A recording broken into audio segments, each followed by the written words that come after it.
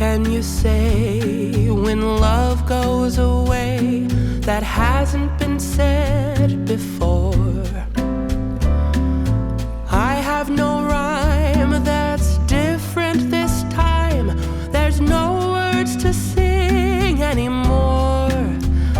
I haven't a clue why you went away. I only know you are through the testimony and the witness of my brother through his life than from anybody else. And I'm very, very pleased to see amongst us, joined with us especially, Namlef. Namlef has been instrumental in the journey that Zein has led. He has worked with Muslims in many different ways. I know some of you know about his work with Muhuri, but it was a really dear and important part of his life to give and to be nurtured by the Muslim Leaders Forum of this country.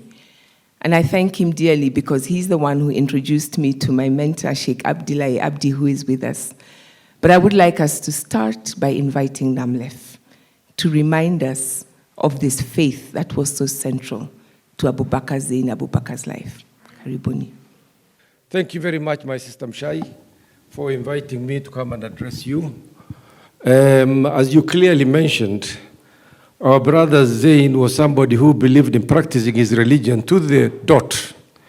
And as is normal with all Muslims, we don't start any function without prayers. So please allow me to take this opportunity to invite my brother Sheikh Umar Mbwana to come and lead us in prayers. Please, Sheikh. Assalamu alaikum wa rahmatullahi wa barakatuh. Bwana sifiwe. Bismillahir Rahmanir Rahim. In the name of Allah, the most beneficent, the merciful. O Allah, give us wisdom, give us guidance. Allahumma rabbana atina fid dunya hasana wa fil akhirati hasana wa qina adhaban nar. Rabbi shrah li sadri wa yassir li amri wahlul 'uqdatan min lisani yafqahu qawli. Allahumma ighfir lahu warhamhu waskinhu fil jannah. Allahumma thabbithu bil qawli thabit. اللهم ثبته بالقول الثابت اللهم آتي كتابه بيمينه حتى تبعثه إلى جنتك النعيم وصلى الله على نبينا محمد وعلى آله وصحبه وسلم أجمعين والحمد لله رب العالمين. I'm at a loss. Where am I going to start? I have known my brother Zein Abubakar for more than 25 years. I have had interactions with him at various forums, at various levels, within different sectors. My interaction with him involved both national issues, regional issues, and Muslim issues in this country. He was somebody that Namlef, and I'm the chairman of Namlef in Kenya, Namlef looked forward to him at any one given time as the brains to utilize before making any decisions. We used to meet every Sunday. We have breakfast together as leaders of Namlef. We analyze issues that take place in the country. We look at challenges that affect us as Muslims and Kenya in general. Then if we can address those issues, we take action to address them. And I can assure you one thing, that the day that we send out a message saying that Zein is coming, the house will be full. Probably the day he's not coming, people will still come, but not that enthusiastically. He was a brain that we always looked at.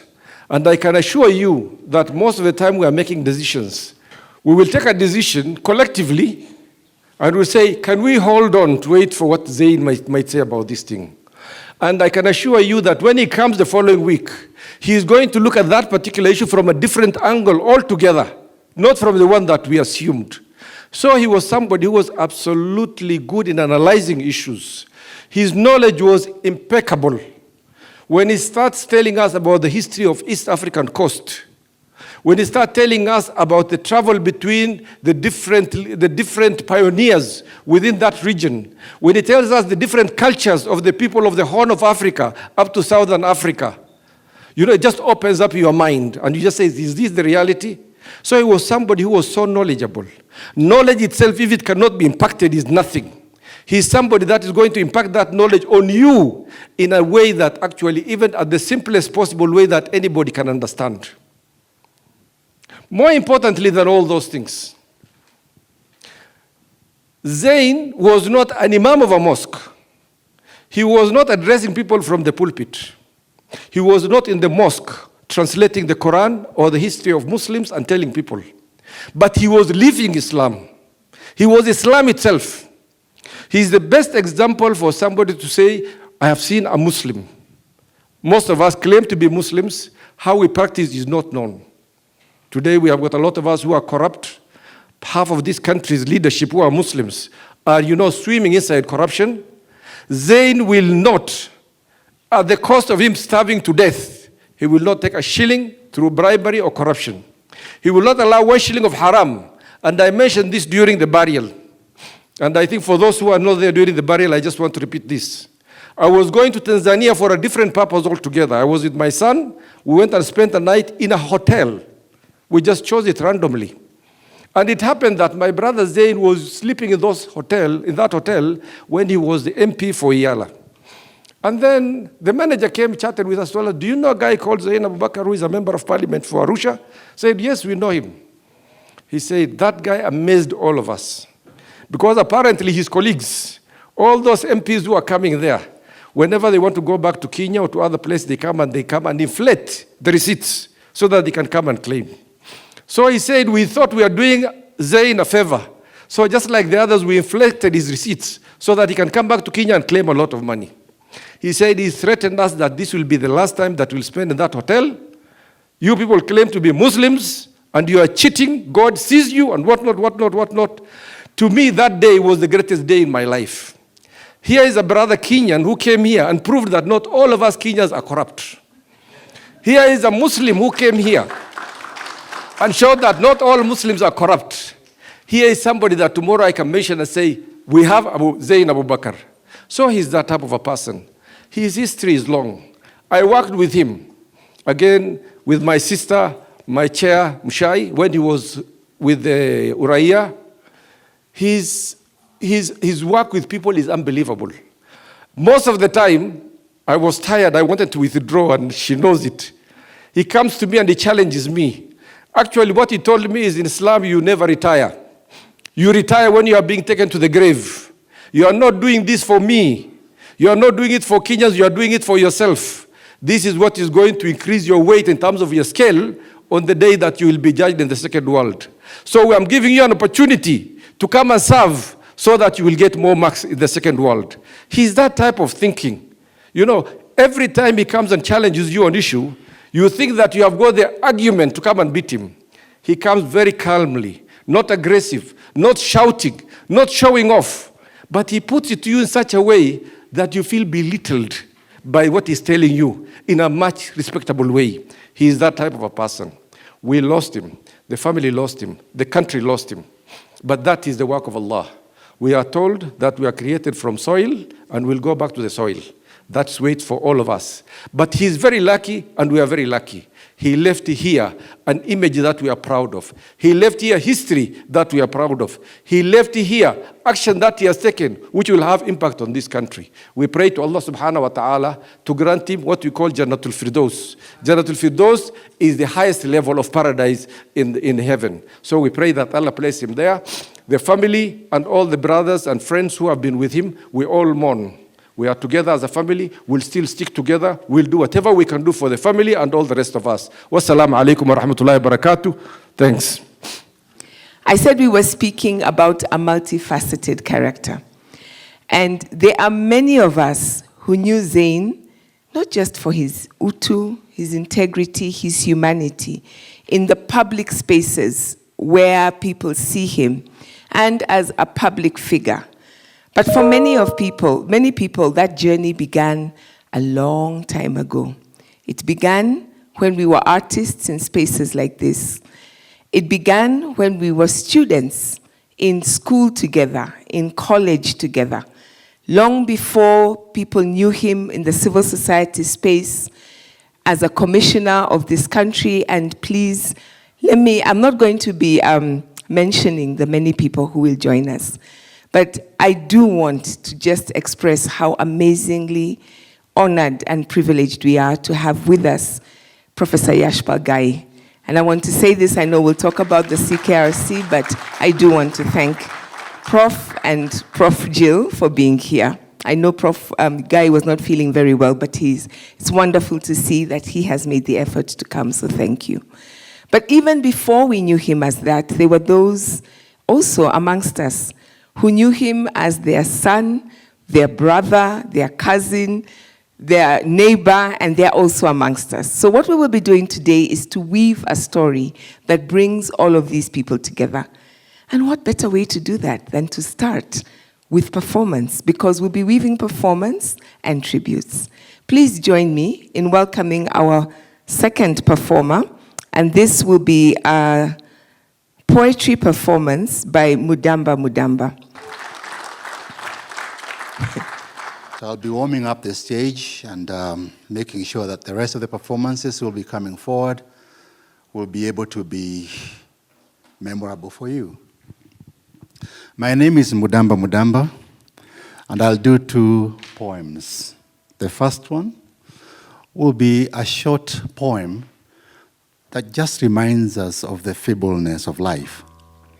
And then the second one will be a poem that will journey us a bit through spaces that we've been with Zein Abubakar. It reminds me of times when they used to have performances with Zamaleo and Sana Act at Sonalak's house.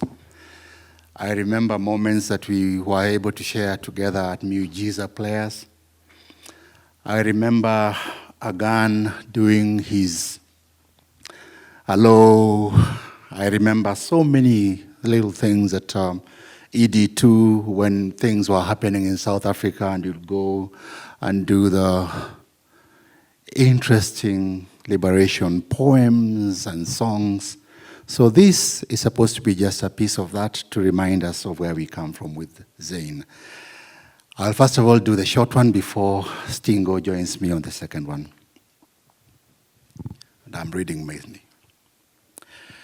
This particular one, I want to say thank you to Sitawa Namwali, because she's the one who wrote this poem. Alone at midnight. You left me alone at midnight, all those years so long ago. Don't you know this is the bewitching hour when the imaginings come alive? You left me alone. I thought I would wipe my love away, feel nothing evermore. And I did was a course, a sound that is ever red and raw. You left me alone at midnight with crumbling childhood dreams. Memories drift, drift, drift. I search everywhere for you. I saw you cross a road. I followed to retrieve you. I watched you fall apart again and again. You broke my broken heart. You left me alone at midnight. I looked everywhere for you, in brothers sitting on bar stools in their customary pose, head crooked, cigarette dangles on your lower lip. You left me alone at midnight. How I miss you at my side. I walk alone, sadness swells. I have one last question. If I had skipped that sip, would you be here with me today? For Abubakar Zein. Fare thee well.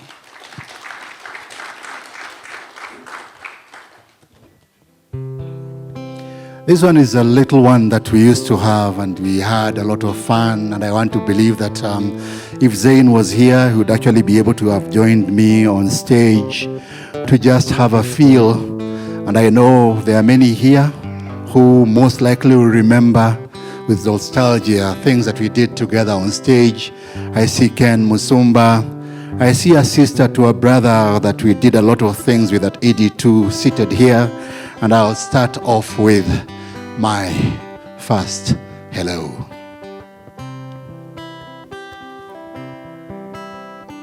Hello, my baby. Hello, my baby. Hello, my baby. Hello, my baby. Hello. I scribble letters and letters of pre and past tenses of love with borrowed musical refrains. Oh, hello, my baby. Hello, my baby. Hello, my baby. Hello, my baby. Hello, hello. Hello? Sentences that sentence me to the Desiderata situation. Notes and notes that were delivered in cheap perfumed envelopes with fading hopes of that anticipated first kiss from me to you and back to me. 'Twas my local lad's consumed affection of my unspoken love for the girl next door, longing for gone yesteryears and with little hopes of tomorrow's sun. Then I met you face to face.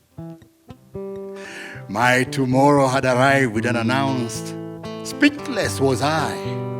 Our eyes met. Transfixed was I, tense and dumbfounded. You said the first hello, that first hello, and my dream song rang.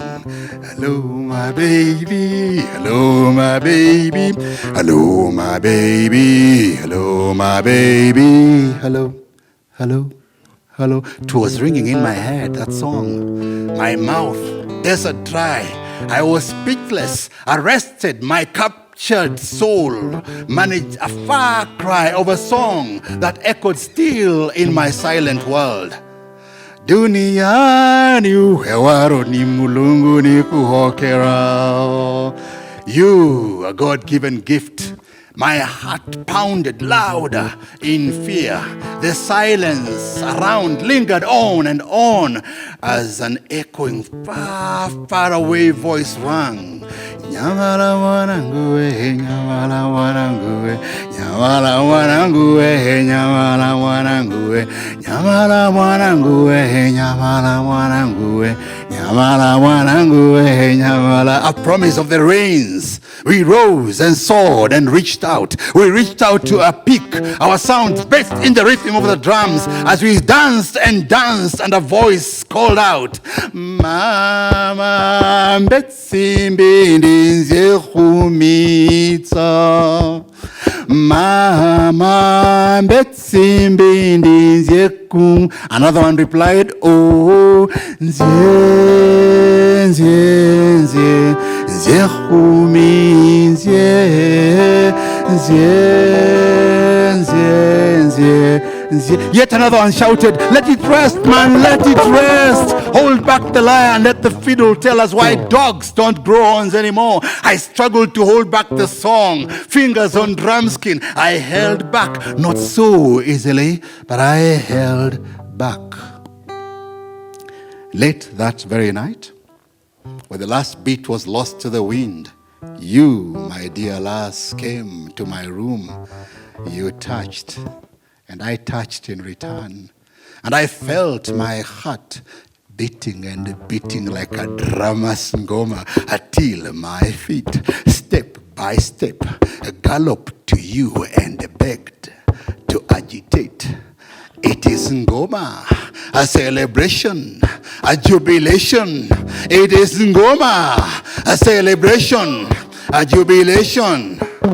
A 1, 2, 3, the dance is free. So hey, make a move to fit in the ngoma. It's ngoma, ngoma, ngoma tonight. It's ngoma, ngoma, ngoma. All right, it's ngoma, ngoma, ngoma tonight. It's ngoma, ngoma, ngoma. All right. Iwo, iwo, ya, iwo, iwo, ye, kana, ya, oye, nyego, nyegangina. Thank you.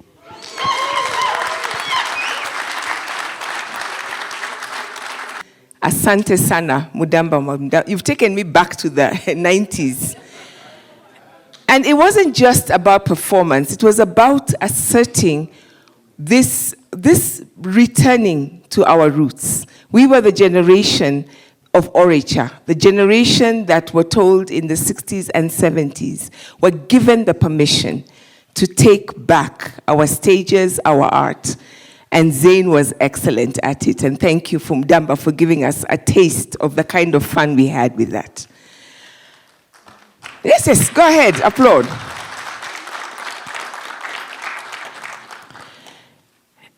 But he was also very invested.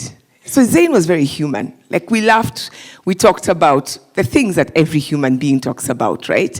We enjoyed ourselves. We danced. We fell in love. We fell out of love. We did all of those things that young people do. But through it all, he also understood that art must make sense and must have impact. And a lot of his art was also about speaking truth to power. It was about amplifying and echoing the voices of those who are often ignored, those who are often marginalized, and taking us to the heart of who we are as a people. Please join me in welcoming on stage Dorphanage and Maembe Vitali, who will be doing spoken word and music, and they continue that tradition. Karibuni. Matendo ya wengi yamefanya na dhofia kwa imani. Taarifa humu zaninima hamu maishani. Ila ujasiri wako wanipa tabasamu. Jitihada zako za utu zanipa matumaini na binadamu. Fahamu,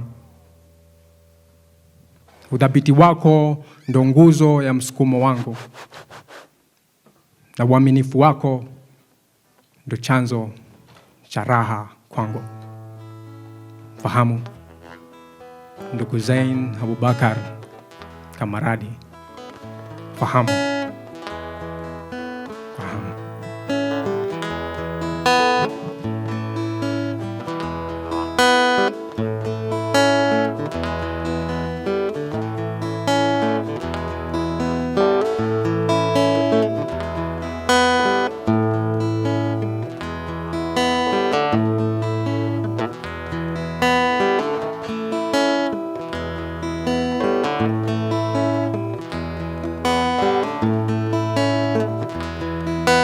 Kimya kina mshindo, kimya we kina mshindo, hati kimya kingi kina mshindo. Noelia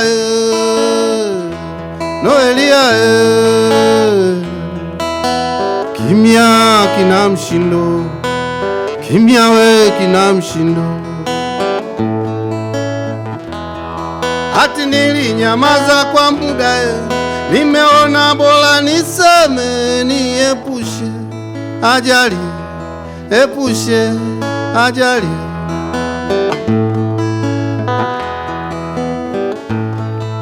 I think a lot. I think about my life, about how much of a headache I must be to my grandmother. I think about my IT diploma, of a decade past graduation, still gathering dust in the archives of my alma mater. I think about my aunt's concern for my relationship status, disguised in subliminal banter. I think about my country's relationship with our people, and whether one more child is a priority matter. I think about billions of people living at the mercy of billionaires, about billionaires giving talks on work ethic, about how outrageous it sounds to have billionaires in the same sentence with ethics. I think about the sounds of crying babies and distraught mothers, about fathers unable to provide for or to protect their babies and their babies' mothers. I think about people's worth reduced to the ability to afford, about capitalism perpetually sowing seeds of discord. I think about the controllers of capital playing God. I think a lot about religion and the devil within. I I think about the 10 Commandments, about the golden rules as I think of pacifism. What really qualifies as the greatest sin? Wako wapi maridadi waliojaliwa jisadi? Wote katika fuadi imetambaa baridi, wameacha za mradi nyumba zao na waradi. Kifo ajabu akidi ni siri ya Mola wetu. Hati kama kukimya si kwema, kama kukimya si kwema, na kunena kuna maana, kunena nako hakuna maana, kwani kimya kina mshindo. I think about youth as I think of rubber stamps and developmental buzzwords, about monthly reports, quarterly reports, annual reports, about project reports. I think that maybe we should pause the reports and talk about the packed jobless corners against loaded bank accounts in tax havens. I think about hope, about dreams, about heaven, and the hell of unresolved past bedeviling the future. I think about history, about now and then, about the shifting face of events inclined to the hand holding the pen.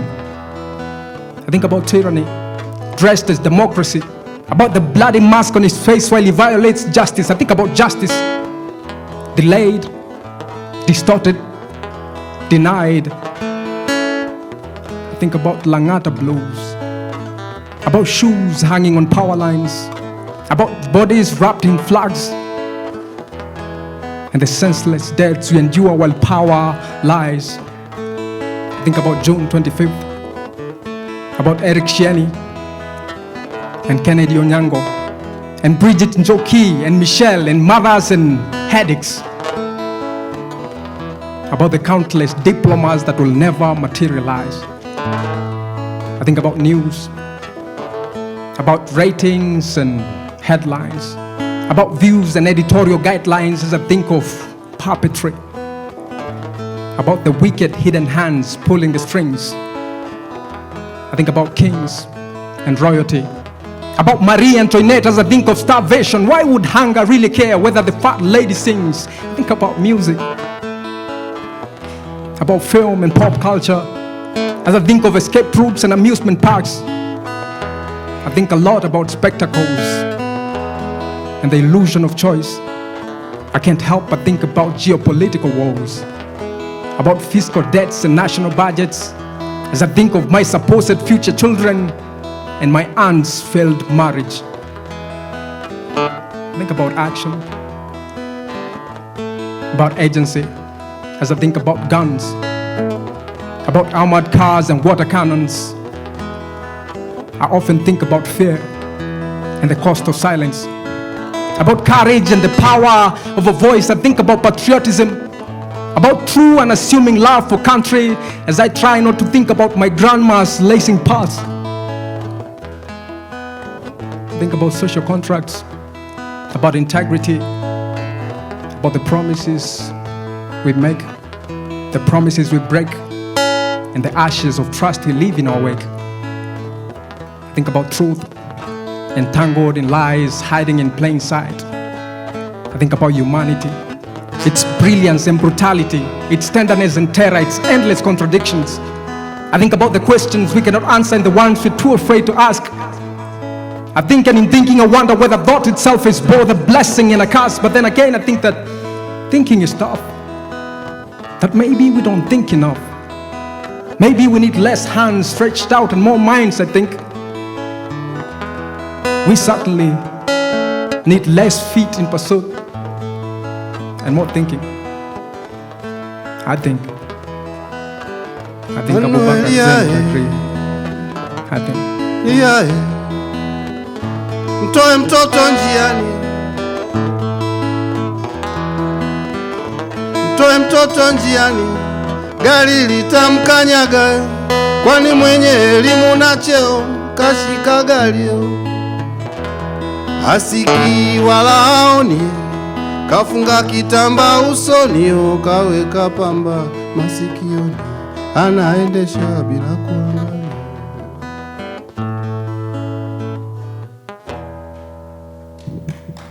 Thank you. So this is our last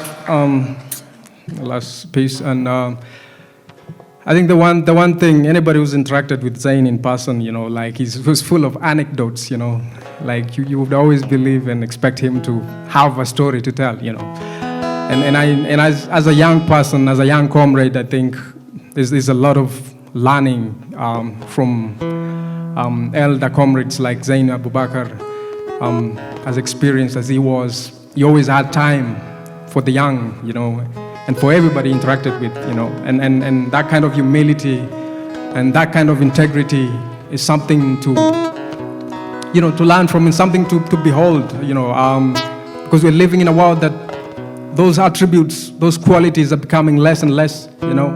But hopefully with the seeds that he's managed to plant in me and in so many of us, that we can keep that going. And then today we're here to remember a great man, a great African, a great Kenyan, a great human being.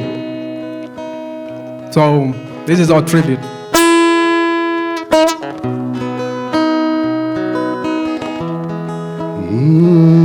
Salud.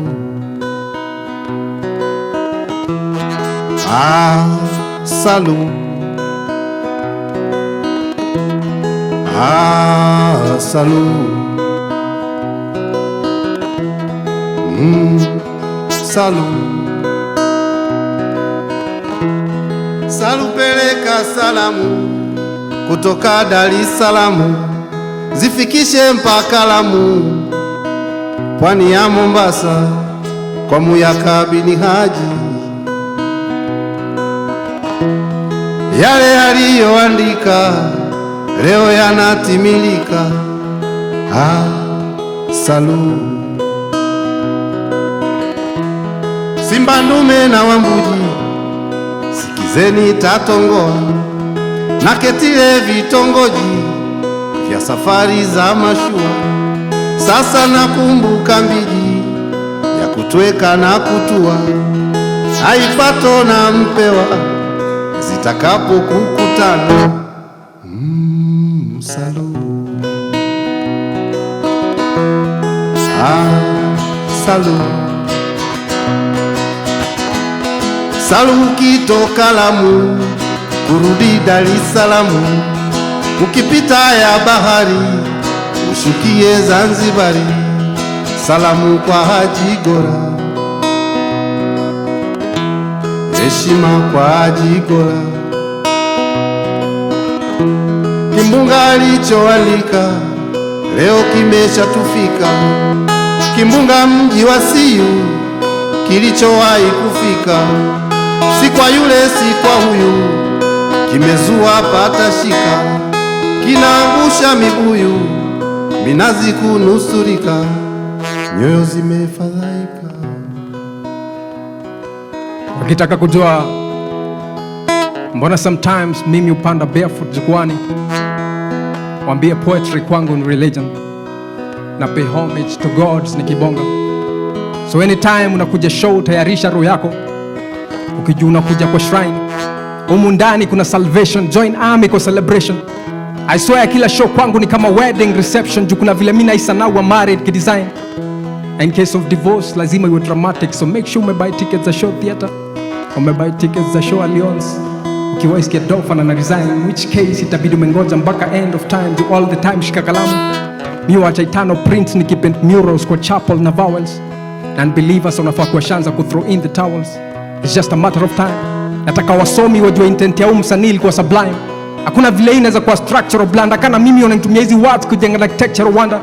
Kila neno ni monumental. Ku break silence, ki break chains na shackles za mental. Ku break silence, ki break chains na shackles za mental. Ku break silence, ki break chains na shackles za mental. Ku break silence, ki break chains na shackles za mental. Yamezuka majabari, yanabiruka biruka, zinadidimi ya meli, ngalawa zinaokoka. Kimbunga hicho kikali, mavumbi ya kuruka. Ku break silence, niki break chains na shackles za mental. To slavery kwa long gone, lakini bado tunangoja command itoke kwa master. treasury inakuwa drained na watu wamevaa suti, lakini bado tunashikilia vibeti tight tukicross paths na watu wamefuga rasta. Akili za watu wangu zimeshika kutu ya amnesia, so najitolea kwa jana ita nizipige dasta. Unajua kuna time ya kungoja miujiza, but nini time ya kujikaza. Sema kuna time ya kuongea, mkinisikiza, after this takuwa ni time ya kunyamaza. Ndio siogopi kuitwa bubu, nikimeka attempt ya kubridge distance na binti kiziwi. Na unipende usinipende, I'm happy and proud kuzaliwa na complexion ya kiwi. Don't sad venye descendants of royalty wameko misled ku mistake blackness for darkness. Blanda venye media na peddle propaganda, ignorance infectious imeshakuwa sickness. So kwa moments of weakness, minvoke spirit ya kamiridho kupitia maandishi ya Ngugi wa Thiong'o na Ngugi wa Miri. Lonjukumusha utomo wa lugha ya mama kwa mdomo. Ontonto betu ibatikire kwa nkombo, indibe no kombo tombone. Ekyo kito minkarankiri kana imuruza mgambo tuwa ntemu ramone. Hata baada ya mwalimu wa lugha shule kunisaidia kuanguka huo mtihani. Hiyo ni kabla shengi ile toka mizani na wenyeji mashinani. Kitusiwa na miti kuangusha mbegu, mashairi yakaanza kumea mashambani. So saa hii nasikiza uko fulani kwa nursery nikiota hizi seedlings. Kishaka kama wazazi tuko all over the world, kila mtani na siblings. Kala mashaka kama wazazi, ndugu Zein Abubakar kama mzazi. Niko all over the world, tuko all over the world, kila mtaa tuko na siblings. Kila mtaa tuko na siblings. Kila mtaa tuko na siblings. Nyumba kubwa za ghorofa siku hiyo zililuka, zikaenda kwa masafa kufikia kwa kufika. Vibanda vyetu malofa vyote vilinusulika. Ningejua toka kale kwamba dunia si njema, nisingekuja milele toka tumboni mwa mama. Ningelala mule mule hadi kifike kiyama.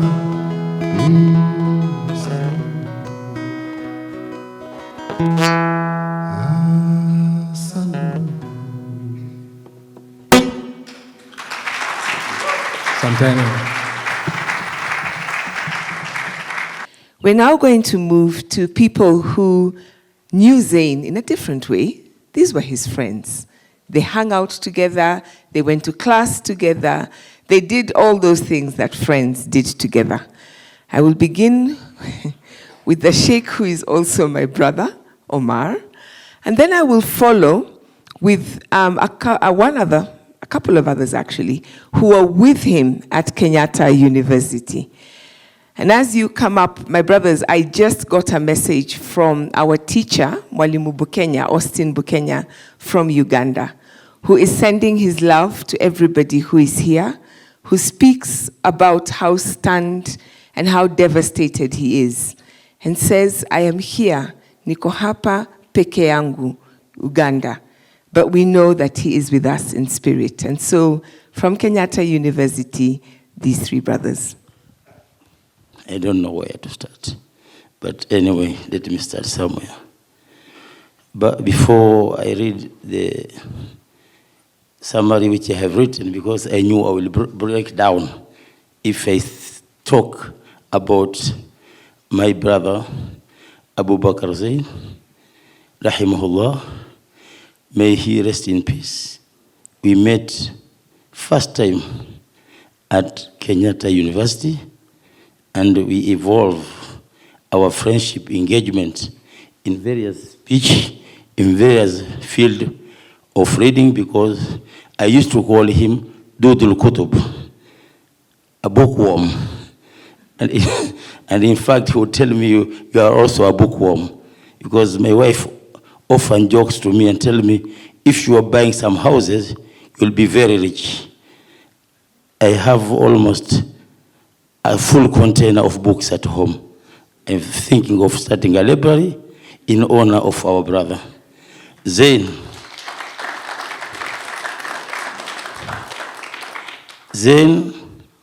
was a brother who was not born by my mom. Akhun lam talid ummak. In Arabic we say, Akhun lam talid ummak. A brother who was not born by your mom. And by grace of God, because we were too close, eventually, Zein Abubakar not only was a friend to me, or a brother who was not born by my mom, but he became my son-in-law.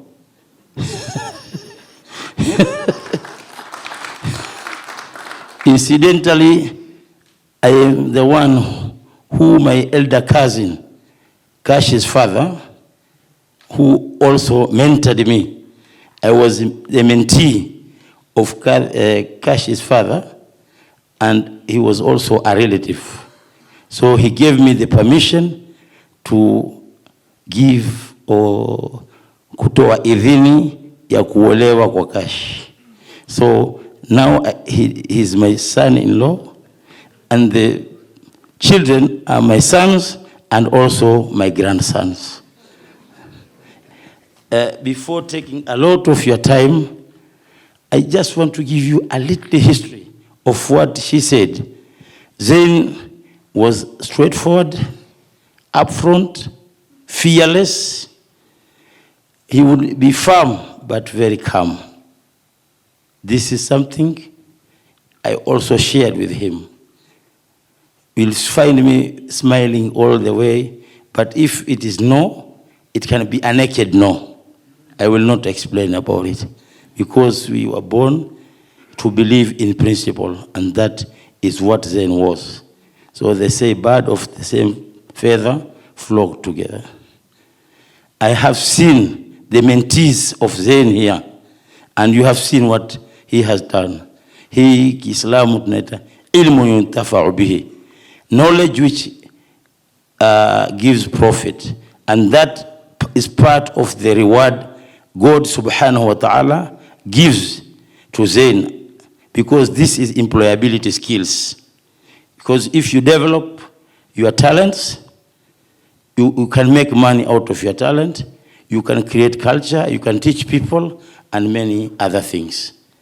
Let me kiss my story. I want to keep it short and simple so that we don't use a lot of time.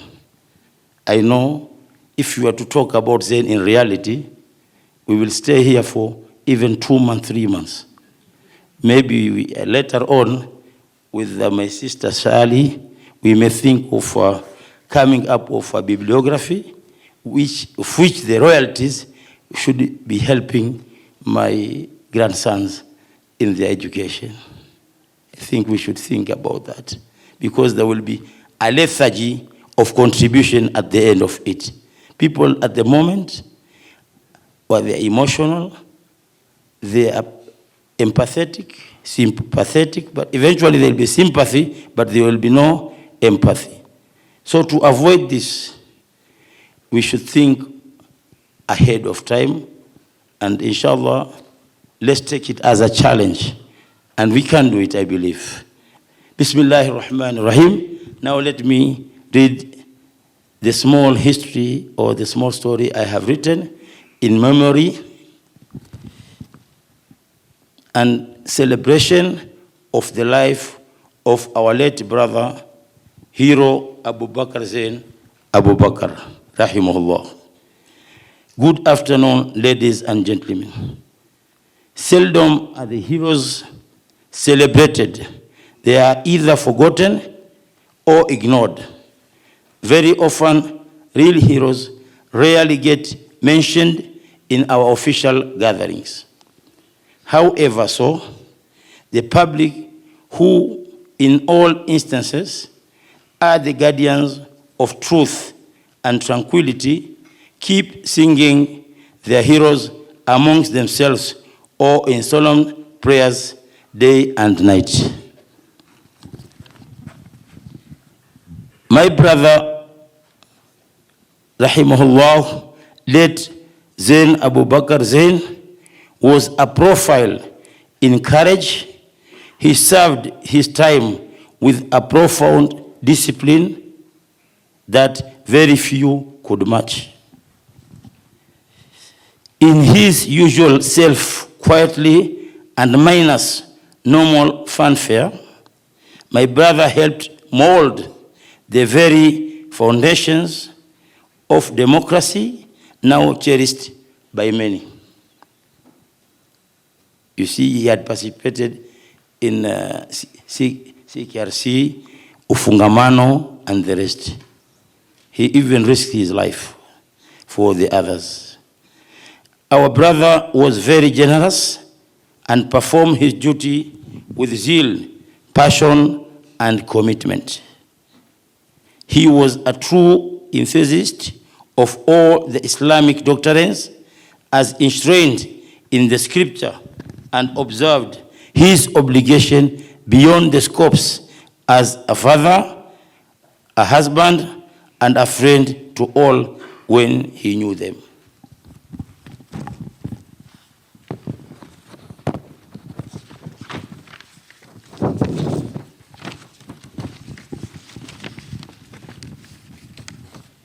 The world was a ground to play well, and fairly to Zein, he ensured that he would be a useful but a well-coordinated defender of his and others' rights. From our campus days with Zein Abubakar, Allah subhanahu wa ta'ala bestowed upon us gratitude to make this world a wonderful place to live in. And I had the blessing and honor to not only encourage him, but also assist him in all his endeavors, and likewise. So it was two traffic ways.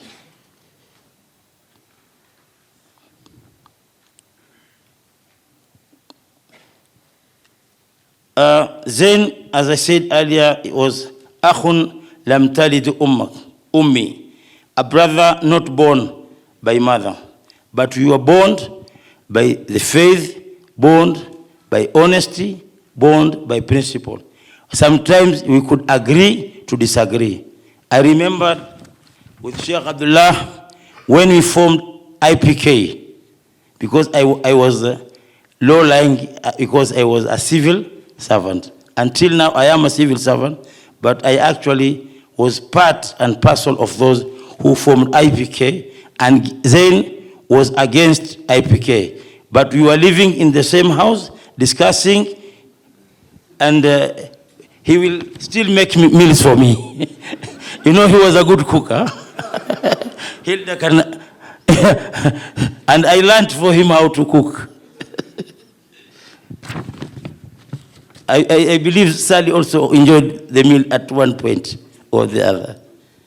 To our children and grandson, you have lost a father, but there remains in your midst those of us, including me, Sally, Hilda, and many others, who shall forever strive to live beside you with our love. Let us unite in solidarity to propel the path of democracy, human rights, and communal services to our people. May the Almighty Allah forgive his sins and grant him Jannatul Firdaus al-A'la. That's the highest Jannah, as my senior Sheikh Abdullah explained. May our brother, by the grace of Allah, rest in peace. Ameen. Inna lillah wa inna ilayhi raji'un. Kullu man alayha fan. Whoever lives must die. In life, we start from B, birth, end at D. In between B and D, there is C. C are choices. And every choice has what? Consequences. So choose well, like our brother. Wassalamu alaikum wa rahmatullahi wa barakatuh. Rabbana taqabbal minna innaka anta as-sami'ul alim wa tub alayna innaka anta at-tawwabur rahim. Allahumma ighfir lahu warhamhu wa askinhu fil jannah. Allahumma thabbithu bil qawli thabit. Allahumma arzuq subra li ahliha. Allahumma arzuq subra li ahliha wa khafifhu min arzaqihim wa kulli shay. Yani nimesema kwa Kiswahili kidogo kwamba tumuombea ndugu yetu afunguliwe milango ya mbingu ende Firdaus al-A'la. Mwenyezi Mungu apanue kaburi lake, ampe kitabu chake kwa mkono wa kulia, aipatie subra familia yake, aifungulie riziki wasiwe na shida, na sisi Mwenyezi Mungu atupe nyoyo za kuendelea kuwachunza na kuwafikiria aloacha nyuma. Wassalamu ala man ittaba al-huda. Shukran.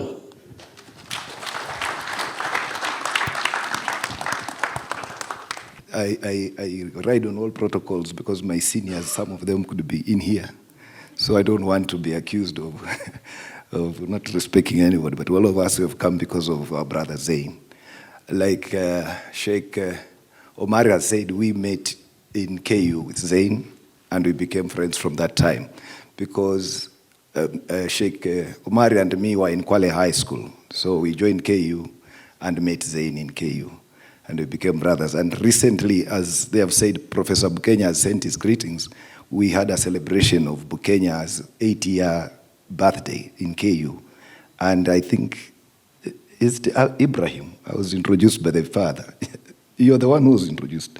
I don't know all of you, but you were brought close and I was shown this is our boy. So know that you are our boy and your brothers. So always when you have anything, please, if you can't reach me, reach Omar and we'll see how we can sort out your issues, okay? Yeah, so I agree with everybody who has spoken here before me. Zein was a special soul. He has touched many people. In fact, the fact that he was an MP for East African Community, where I work, I'm a director at prisons headquarters. We're implementing things which maybe Zein was part of it, because human rights are under my office. Legal issues, we do many things which are coming from across East Africa, but we are working and implementing. And yesterday, I think the day before yesterday, when we were laying him to rest, I met an MP from EALA, former MP. I don't know whether he's here today, but I think he's here. Oh, Mheshimiwa. Oh, yeah, so we are implementing some of these things, and I know Zein, as you've heard people say, he had passion for human rights. And I've met many people who have talked about him. Many have written on the mtandao yetu hii, the WhatsApp groups, and they have spoken very well of Zein. And that's what all of us should learn, that when you go, how will people remember you? How will people remember you? Because Zein has left as a challenge, that how you live is how people, because this auditorium is basically full, and many could have come, maybe many could have come, but some are out. So they have sent their pole, the classmates have sent their message of condolences to the family, tunasema pole. Kwa sababu sisi tulikuwa na kama urafiki wengine ambao ni undugu ambao hawezi, vile Sheikh Omar amesema, tulikuwa tu tunajua tunatoka pwani, basi wewe ni ndugu tu automatically, inaendelea hivyo. So tunasema pole, tutaendelea kuwa pamoja kwa maombi. Najua ni wakati mgumu, lakini tuko pamoja. Wale wote tumesoma nao, vile nimesema, wametuma pole zao, na bado tuko katika hali ya kujipanga vile tuendelee kuungana na familia katika mchango unaoendelea. Kwa hivyo asanteni kwa kunisikiza na Mungu awabariki. Asante. Good afternoon all. My names are Anthony Kahianyo Muthigani, and Zein Abubakar was my friend from the very first time that we met. We met in KU in 1988, and it was chemistry. The moment we just met, it was automatic. Abubakar is the epitome of courage, intellectual capacity, and if thinking out of the box was a person, it was Abubakar Zein. He taught us as artists and as his peers to think with courage and intellectual honesty. I would say in all our interactions, Abubakar Zein and myself created quite a buzz in class. Those who are with us know. Any class where Abubakar Zein was, and accompanied by myself, there was always action. Because we would think out of the box and force the whole class to think out of the box. So I really salute my brother Abubakar Zein. In the journey that we took in KU, we were both theater majors, So we coalesced around the Performance and Creative Arts Center. And for 2 years, we were officials. Abubakar was a chair, and I was a secretary. And during our time, Abubakar came up with an idea which I would like to share with you is still alive today as a legacy of his great brain. You're all aware of the Cultural Week that is held in every university. I'm here to tell you that the idea of the Cultural Week was a brainchild of Abubakar Zein, and we implemented it in Kenyatta University, and from there it was replicated in all the universities. If there's anything we can do, let's give him a big hand for that. Abubakar Zein took me from the stage where we were and took me by the hand and brought me to the wider theater circle. I was able to interact with people from different universities. When we came out of campus and graduated, we also worked with different groups. The very stage where I'm standing on right now has seen me very many times. We are veterans of this stage and many other stages. And the kind of inspiration that we received from this gentleman, it still walks with us today. While I was in KU at the Creative and Performing Arts Center, I also joined the band. And Abubakar was very much behind me, told me, that's your talent, do it, go for it. And I went for it, and we would perform.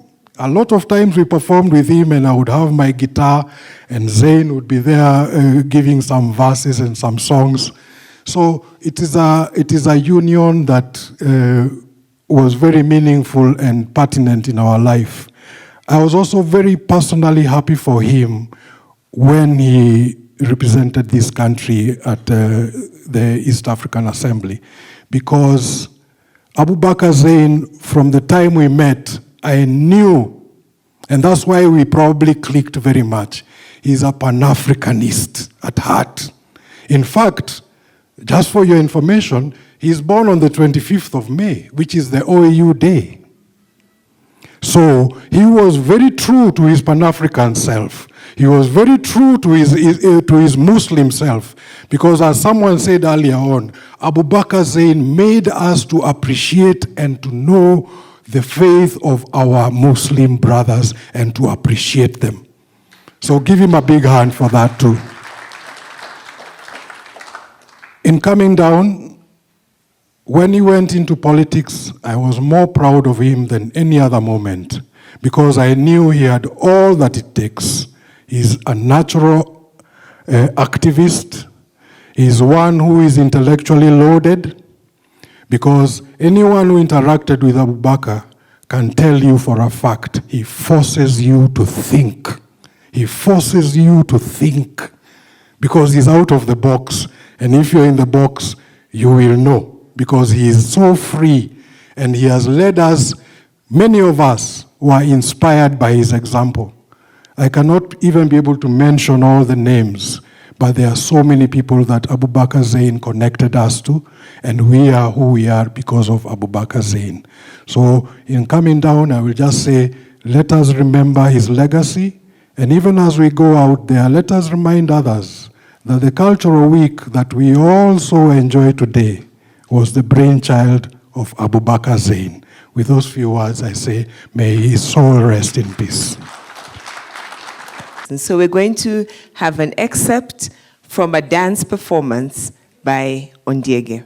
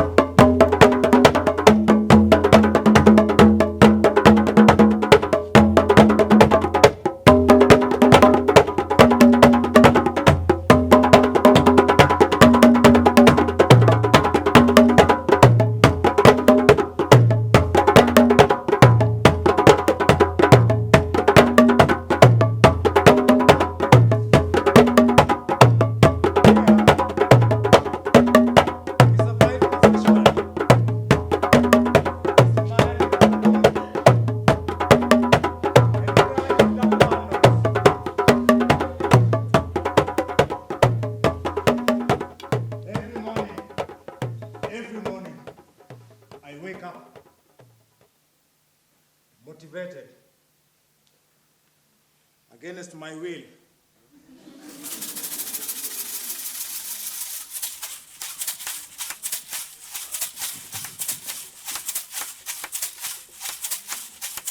I feel like committee meeting inside my body. One side is saying, keep going, keep going, keep going, keep going, keep going, keep going, keep going, keep going, keep going, keep going, keep going, keep going, keep going, keep going, keep going. Other side is saying, lie down, forever.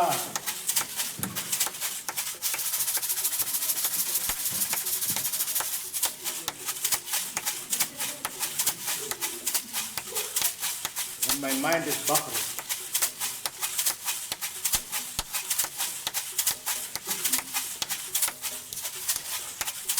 Too many tabs are open.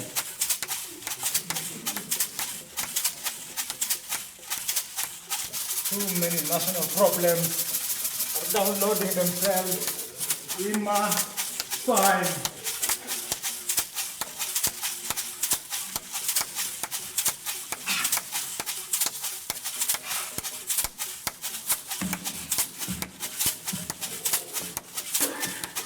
Sometimes I laugh alone. Not because I am happy, but because if I don't laugh,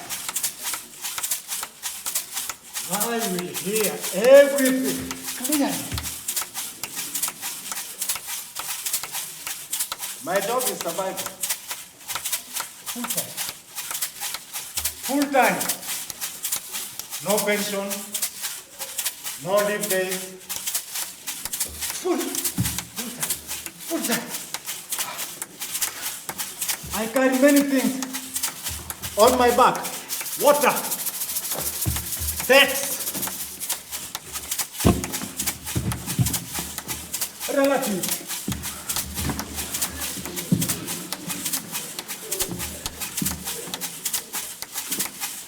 Hope.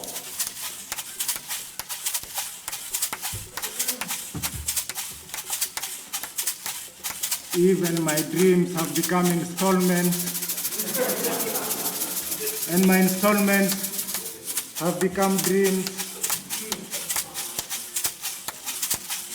You know, poverty is serious when you start calculating. Oh, maybe if I skip breakfast, my future can have lunch. Oh,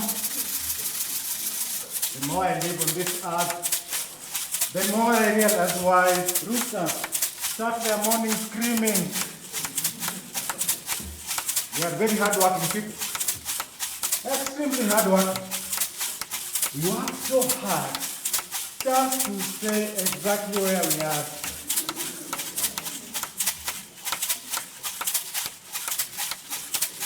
Rise and grind.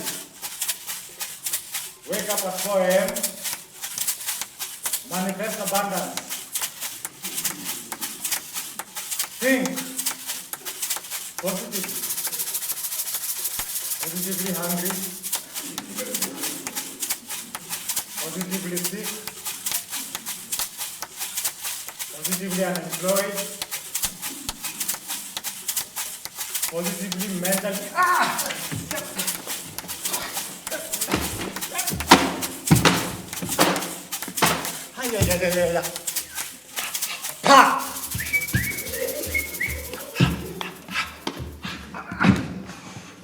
Unstable.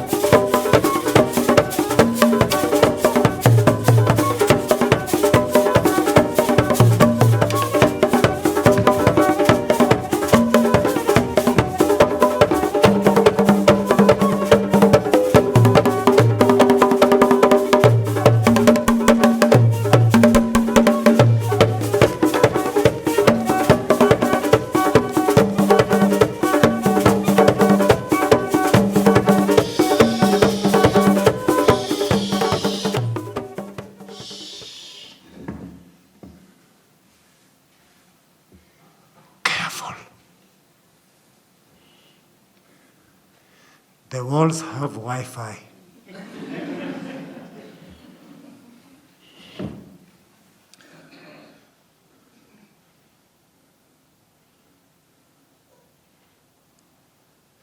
Silence is being monitored now.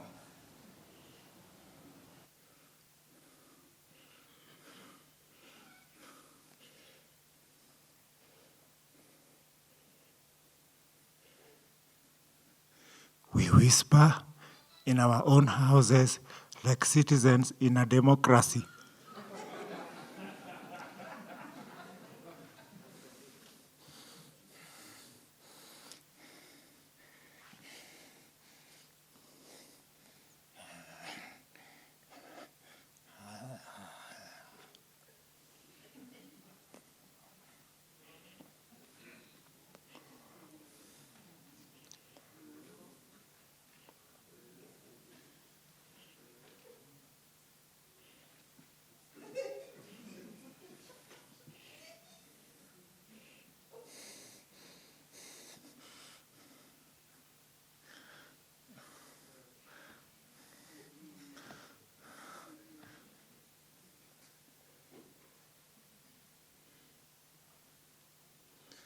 Paranoia is not mental illness.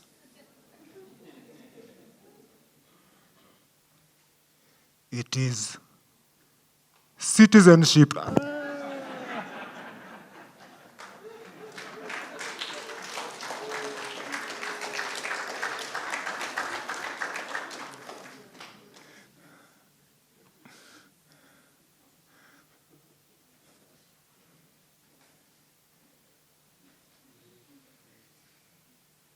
Hope is dangerous, but we continue. Yes. Continue. What else can we do?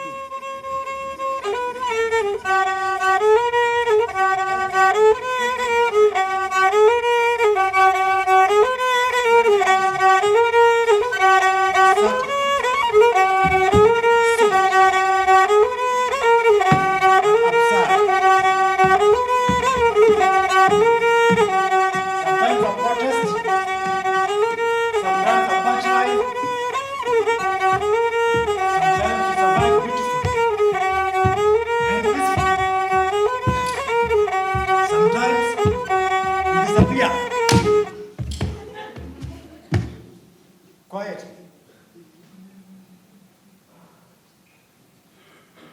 But look, you're still dancing. Yes. That's like now. You're still dancing.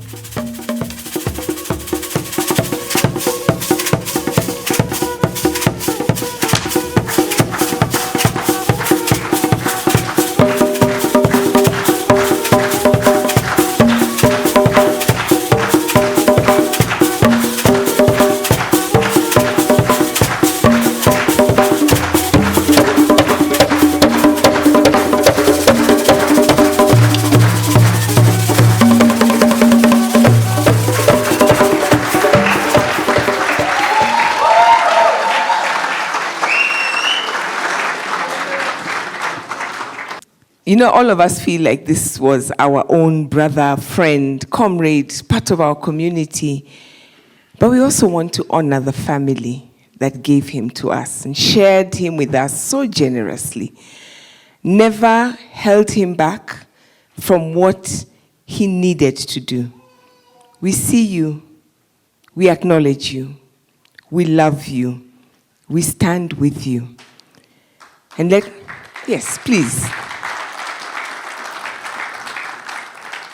And we recognize that even your presence here with us today is a sacrifice. I know you came from prayers today, but you still made it a priority to be with us.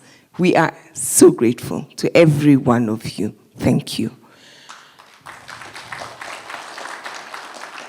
So let me invite Uncle Abdelatif Shaban, who will come and just share a couple of words with us from the family.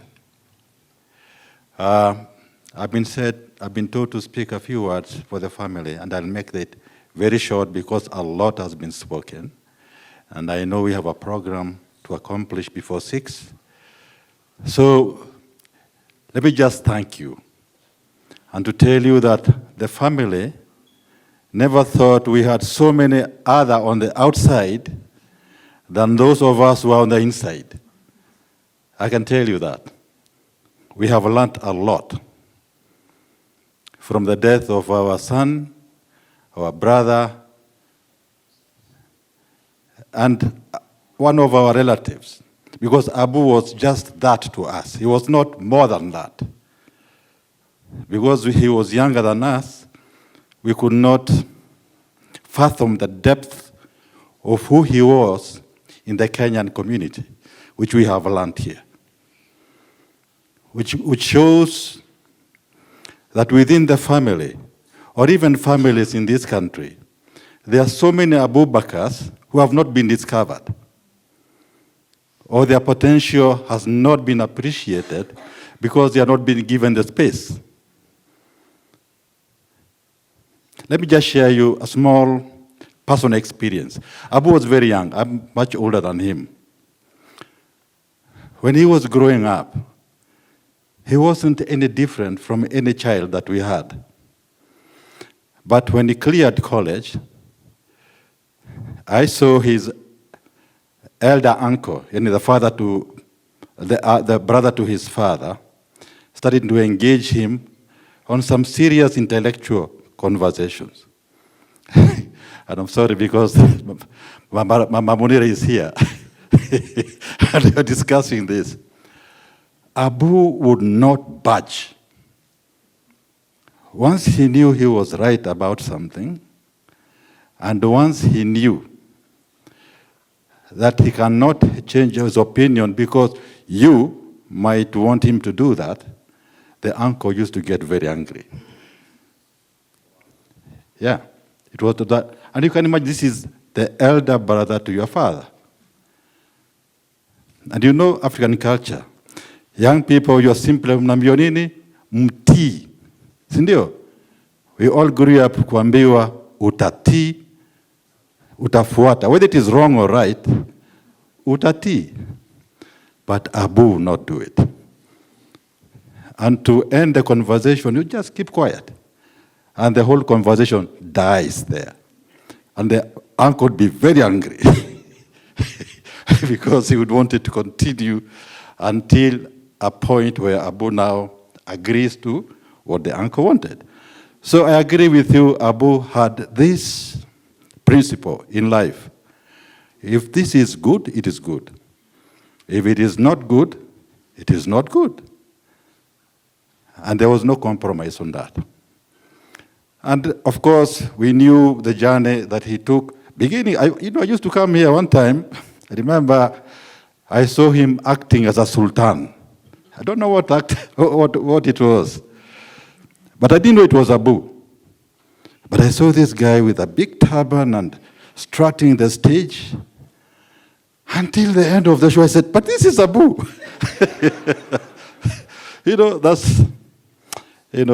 We have really, we are going to miss him, in short. And Kenya has missed someone with a very sharp intellect.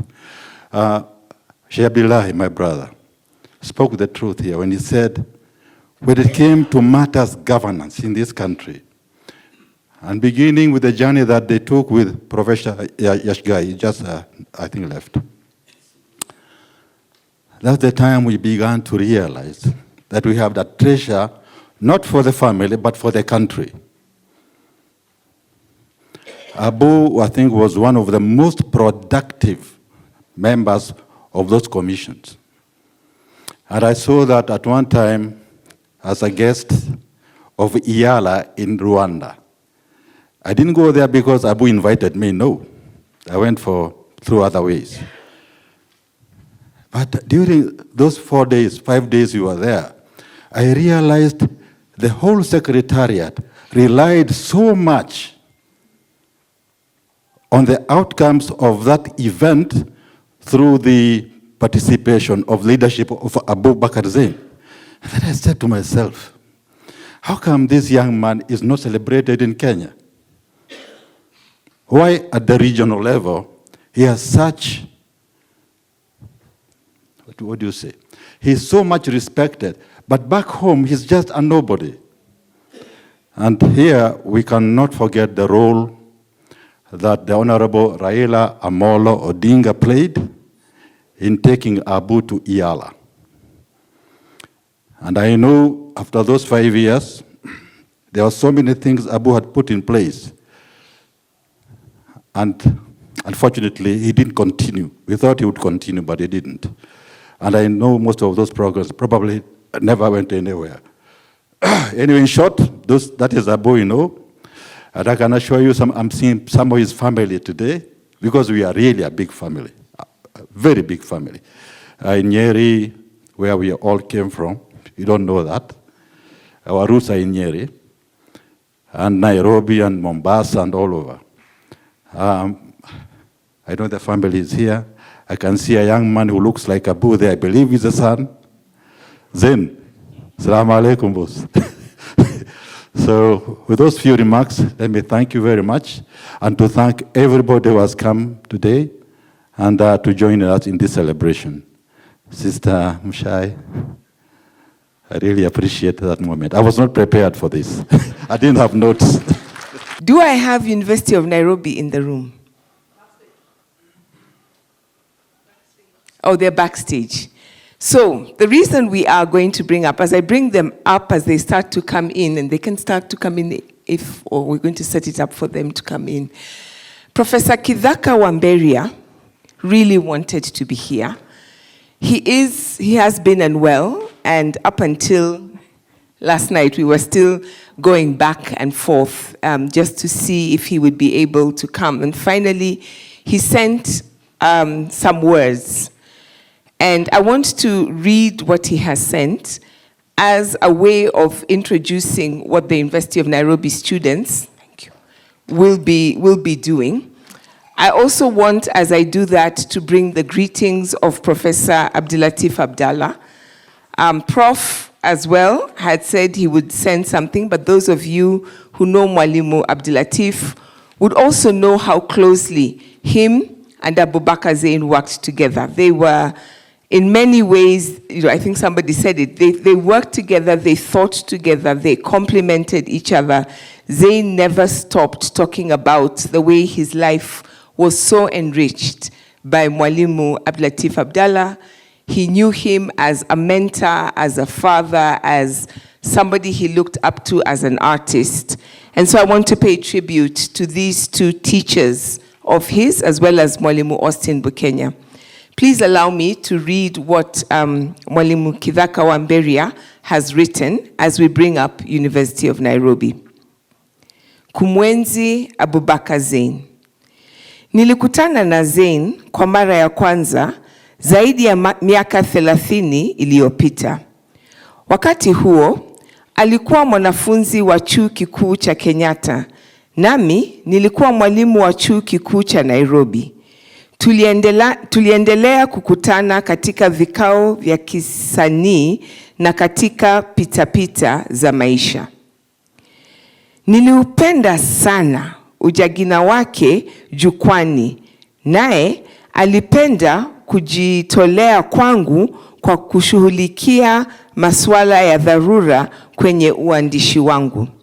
Aliyapenda sana maandishi yangu, ikiwa ni pamoja na michezo ya kuigiza na mashairi yangu. Aliyapenda sana mashairi yangu ya wimbo wa amba na mchezo wa karata, na alichangamkia kuwawasilisha jukwani. Sote tulizipenda kazi za kizalendo kama vile ngano ya Fumo Liongo na mashairi ya Muyaka bin Haji. Zein aling'aa kwa ungwana na unyenyekevu. Alikuwa mtu aliyelelewa akaleleka. Ingawa tuliongeana mara kwa mara, alihimiza maana kwamba nilimzidi umri. Miaka yote tuliyotangamana, hakuna siku hata moja ulimi wake ulikosa heshima kwangu. Siku zote kinywani mwake nilikuwa Mwalimu Kithaka. Alipoandika na kukichapisha kitabu chenye kichwa cha Mbio za Maisha, alinipa zawadi ya nakala moja. Kwenye nakala hiyo aliandika, kwa Mwalimu Kithaka, asante kwa ushirikiano wako katika ujenzi wa sanaa. Asante pia kwa kutugawia mwasho wa upupu wa sanaa. Zein, tarehe 30 mwezi wa 6 mwaka wa 1996. Uzalendo wa Zein unadhihirika wazi tukiangalia njia alizozipitia maishani. Alikuwa msimamizi wa Muhuri, shirika ya kutetea haki. Alihudumu katika tume iliyoshughulikia mageuzi ya katiba iliyoongozwa na Profesa Gai. Alikuwa mbunge wa bunge la Afrika Mashariki. Alifanya kazi katika mfuko wa Uraia na alishiriki kwa kutafsiri kwa Kiswahili katiba ya Kenya ya mwaka wa 2010. Si watu wengi wanaoweza kusema wamelihudumia taifa la Kenya kwa kiwango hicho. Kifo cha Abubakar Zein limetupokonya taifa la Kenya nguzo muhimu miongoni mwa nguzo za kujenga haki, usawa na utu.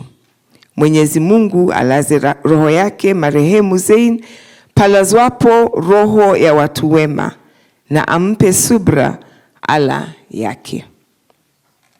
Na wakaribisha jukwani chuo kikuu cha Nairobi. Karibuni.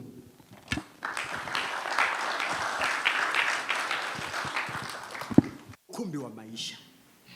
Tulikuwa vikundi viwili. Cha kwanza chetu, kingine cha Mazimwi. Huku tukicheza mchezo wa karata. Katika kundi letu, tulielewa kwa makini kwamba ule mchezo haukuwa mwepesi.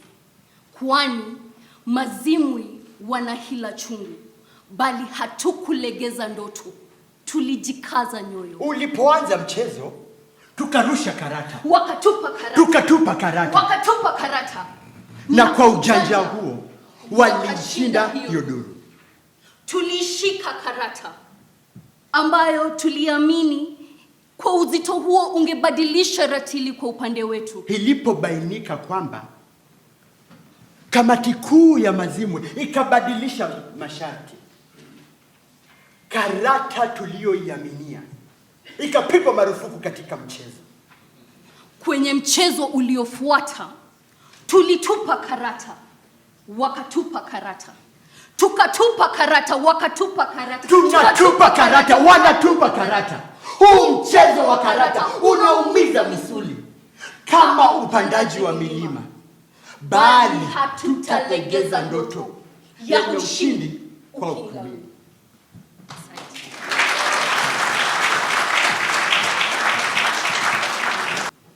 Tunaimbia amba hivi kwamba tumalizapo kuamba tutakuwa tumeamba juu ya mamba mwenye kujigamba, na wacheleao kuamba katika shamba. Natangaza kwamba huyu mamba ndiye mwamba unaoharibu shamba. Bali naamba kwamba kama kamba imejigamba kwenye kamba, hawezi weka kwenye shamba. Tumeshuhudia mamba ambao wanajigamba kutoogopa wanashamba. Hawakushinda kamba ya wanashamba. Walipoanza kuamba, basi kamba wakaruka juu ya wanashamba. Ukiniona mimi muamba apendaye kuamba, nitakujibu kwamba sitafuti kuamba, bali mamba mwenye kujigamba ya wanashamba waogopao kuamba wametufanya kuamba. Tunahitimisha amba tukikariri kwamba ivutwapo kamba ya wanashamba waanzapo kuamba, jahili mamba hata kosa kuamba. Nilijikosea kuamba na kuamba kwamba mimi mamba kweli nimejigamba na magamba.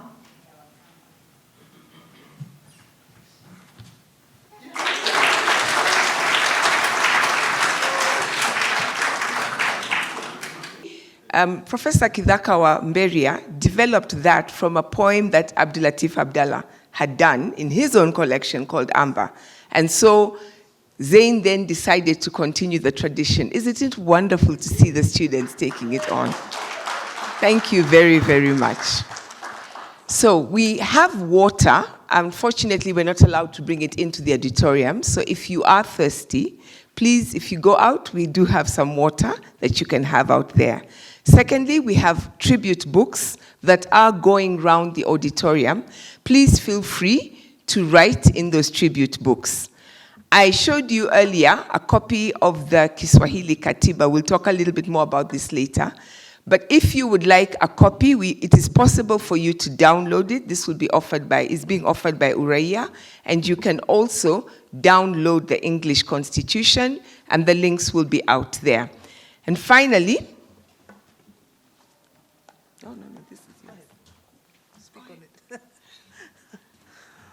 pia kuna hiki kitabu Mbio za Maisha, kiliandikwa na Abubakar Zein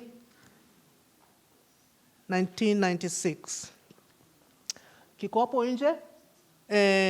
What are the parameters? You know about it? Okay, go ahead. Mention it. Wajua, I know last night people decided how many copies are going to who. I don't know how many times that changed, so I know she knows better. So the story behind this book, and we want to thank the family.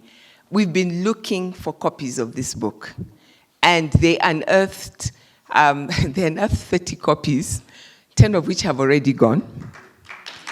And we are going to, all the proceeds from this book will go on to the fundraiser that we are doing. Now, this is how we are doing it. This book, because we have very limited copies, is going as a contribution to the fundraiser for 5,000 each. If you would like to donate this to an institution, I know the idea came up that maybe we could get some into libraries, such as the University of Nairobi or other places where students can and are able to access it. Please do come and see us. As I said, we had 30 yesterday. We have 20 that are remaining. If you are a young person who desperately wants one, come and speak to us, and hopefully we will get one of these older, wiser, richer, older people to buy one for you. I also want to say that it has been suggested that we also try to find a publisher who would be able, with the permission of the family, to make this available as well as other writings of Abubakar Zein. He did do a lot of writing, but not as much publishing. If you are interested in contributing to make that possible, also please come and see Mkawasi or Kawive, and we will see how we can make that happen. Now, is there anybody here who has never met Abubakar Zein? You've never met him personally? Okay, and you're now wondering about this person. We are going to do a series of videos. So we're going to have one person speaking about him. This is Benateku, who is actually in the USA, who really wanted to be here and sent us a video message. And then that will be followed with a few, I'm not sure how many minutes, of Abubakar Zein speaking. And we've taken clips from some of the speeches that he did. We will also be compiling this in a bibliography and finding a way of sharing them so that you can hear the full versions. But it's just to give you a sense of what he sounded like and some of the things that we are saying he was passionate about, so you can prove it for yourselves. So over to the audiovisual team. Why is Kenya facing a political crisis again? 7 months after a highly contested election process. Understanding the demonstration requires a grasp of Kenya's political history. In this week's episode of The Briefing, we speak to former EALA MP Abubakar Zein to help us unpack Kenya's impasse. First thing to say is that this is not an interaction between government and opposition. This is an interaction between the Kenya Kwanza coalition and the Azimio coalition. And their interaction is based on two important imperatives that Kenyans should pay attention to. The first one is a crisis, three types of crises that are facing Kenya, which is an economic crisis, a social crisis, and also a political crisis. The social crisis is part of the doubts that are creeping in the minds of Kenyans and Kenyan communities that maybe the transformative nature of our constitution was not given a chance to address the social problems that are facing Kenyans, including inequality, including poverty, including youth unemployment, but also more importantly, including the hardship that Kenyans are facing because of an economic system that does not respond to their needs, neither does it reflect the values and the ethos of our constitution. So that, for example, in our constitution, we have constitutionalized basic needs as basic rights under our Article 43. And that article, with many other articles in the Constitution, envisages a society where no one is starving. Everybody has an opportunity to have a decent life, to live in dignity, to have decent work, and to be able to meet the basic needs that they have together with their families. And in the absence of that, there'll be an infrastructure established by the government and the state that then help those who need the help so that they cannot face starvation. And that Article 43 actually talks about housing, talks about food, talks about water, talks about many aspects that can lead into a decent life. What we have is an economic system that does not recognize those rights and does not seek to implement them. And in the context of what's going on in our Kenyan context, our nation is coming from the complications of the COVID period, but we are also facing failed rains.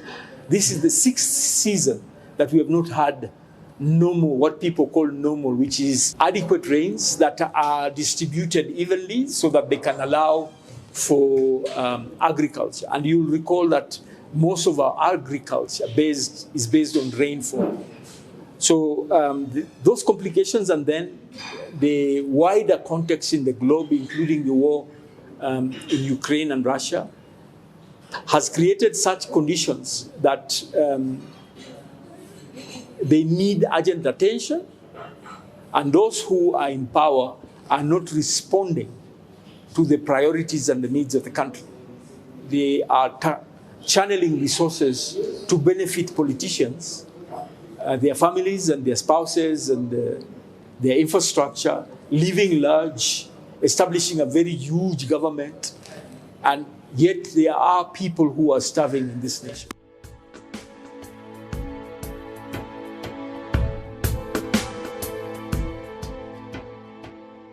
First and foremost, I think the youth of Kenya are responding to the callous, heartless system that is causing pain to society. Kenyans look at the state with suspicion. Kenyan state institutions are low-trust institutions. In other words, they do not respond to the needs of Kenyans. Youth see the state as a threat to them. You know that many young people live very desperate and lives that are surrounded by fear of state institutions, and particularly those which bear state instruments of power and violence, and that many youths who come from poor families, desperate lives, facing on a daily basis life and death situations when they encounter, for example, the police. They don't have jobs, they don't have employment. The education system needs fixing, it's broken. So they also see their families and their parents living desperate lives, and that the uncaring nature of the state and those in power is such that they are not only distrustful of them, but they lose them, and they have nothing to do with it. So they have withdrawn from these state institutions and these structures, oppressive structures established by these institutions, and they try to make the living the best way they can. And they've had the lies and deceiving nature of many politicians, and they no longer trust them. So they think it's a waste of time to participate in political processes, but they also think it is harmful, that you can participate in processes that are also harming you. So they have withdrawn from these processes. So how can we do this to make sure that young people are invested and participate and making the best opportunities for themselves, and understand that they can be the change that they want, and they can influence this change, and they can take part purely because they are the majority of our people. The young people of Kenya are the majority of our people in terms of population. So we must try and open avenues for engagement for young people, and young people must raise their voices and be heard and use the great energy, innovation, and passion that they have to ensure that society works for them. They should not wait for others to make decisions for them. The youth of this Kenya must take part in transforming our society.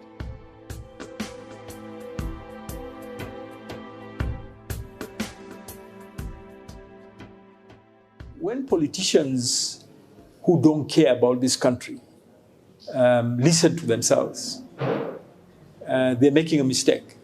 They need to listen to what the rest of the country, and particularly the youth, are saying. If more than 8 million new registered voters did not turn up to vote, that should tell them something. And they should not mistake the disquiet and the lack of open conflict and fights in the street to consent for them to be misruled. This misquiet, this lull, if you like, this eerie silence that is engulfing our country should tell us that it is embedded in the youth that all the avenues for democratic change are being closed, and that you cannot, for example, change the lifestyle of Kenyans and the fortunes of the majority of our people to lead decent life through democratic processes. If you close all the avenues of democracy, and particularly electoral justice, some people are saying, accept and move on. Majority of the people in this country have not accepted, and they are not willing to move on. So they are looking for solutions. And if we promised them and said, the Constitution of Kenya 2010 was the last frontier of struggle, and that the Constitution will bring justice, social justice to all of us, and it will protect all of us. It will have a progressive Bill of Rights. It will have a devolved system of government.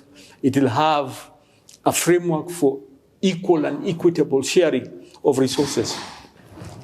It will treat everybody the same. It will create conditions for progress and prosperity. And then we circumvent the vision of that constitution, the ethos of that constitution, the provisions of those constitutions. And we actually undermine constitutionalism and the rule of law, then they will reap what they sow. Things you heard him just speak about were the things that we put in the stories. And what we were going to do was to perform the story that Zein did. So there were 4 stories. Each story looked at a different aspect. If Nairobi was in the next 50 years, so we looked at 2070, And we called the show AD 2070 Jijini Yahu. And there were 4 stories, and each story was done with a different performance style. So we had a dance piece that looked at the environment, which is the red story. We had a piece that looked at technology, which was a movement piece that looked at Nairobi as this technological paradise.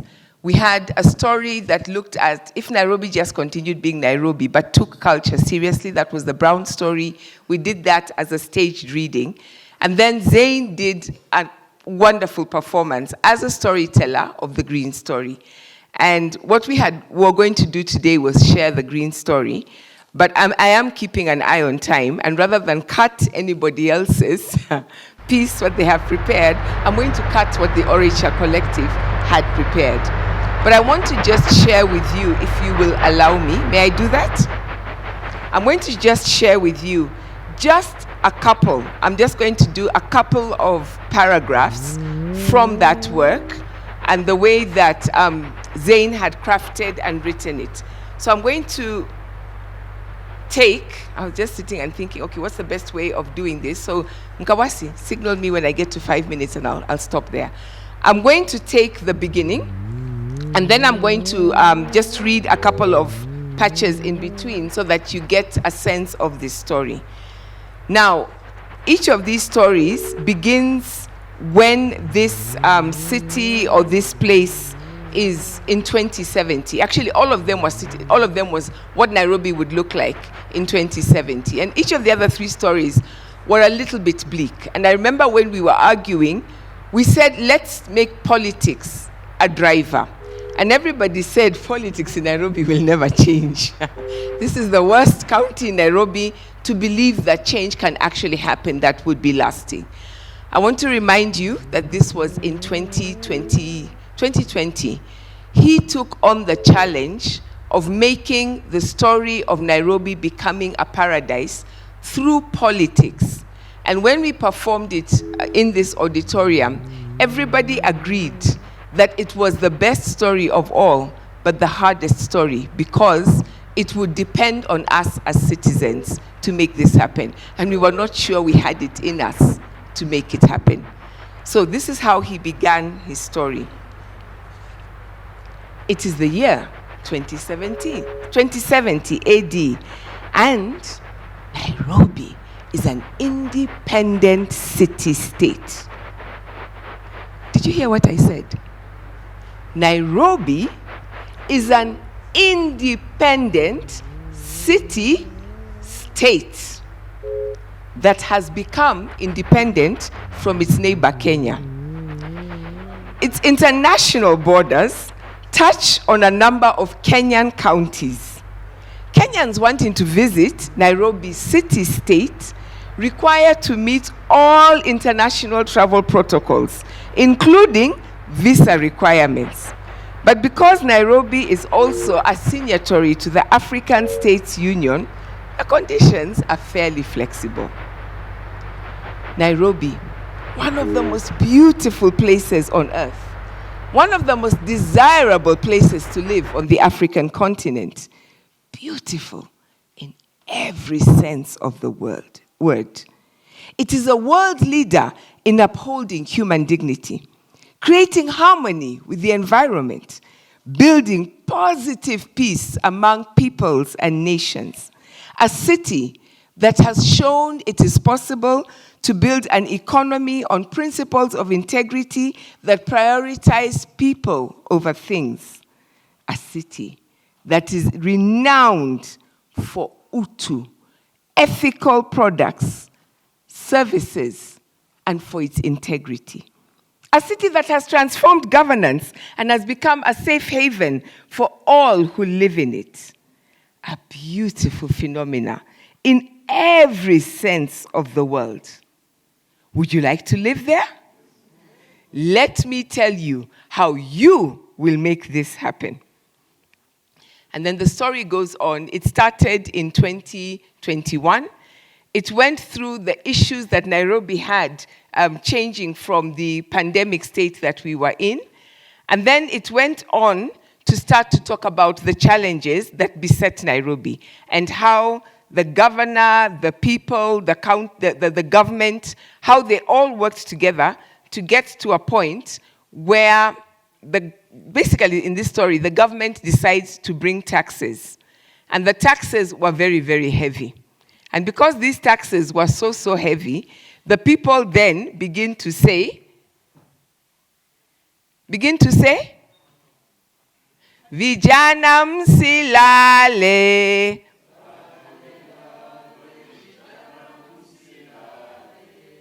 Bado mapambano, mapambano, mapambano. Bado mapambano. And as a result of this, what you find happening is that the people begin to agitate. The governor at the time makes a deal. I said this was 2020 when he wrote this story. Makes a deal with the national government to hand over services to the national government. And as a result of the deal, even though that governor was very unpopular, by 2025, in 2027, that governor is returned to office. Together with the national government, the county government of Nairobi imposes very heavy taxes. It also becomes a country that is built, and I kid you not, these are in the notes, in the model of Singapore. And it is so invested in becoming Singapore, it decides to automate everything. And people lose their jobs. And as more and more workers lose their jobs, they begin to gather in the streets. Vijana msilale.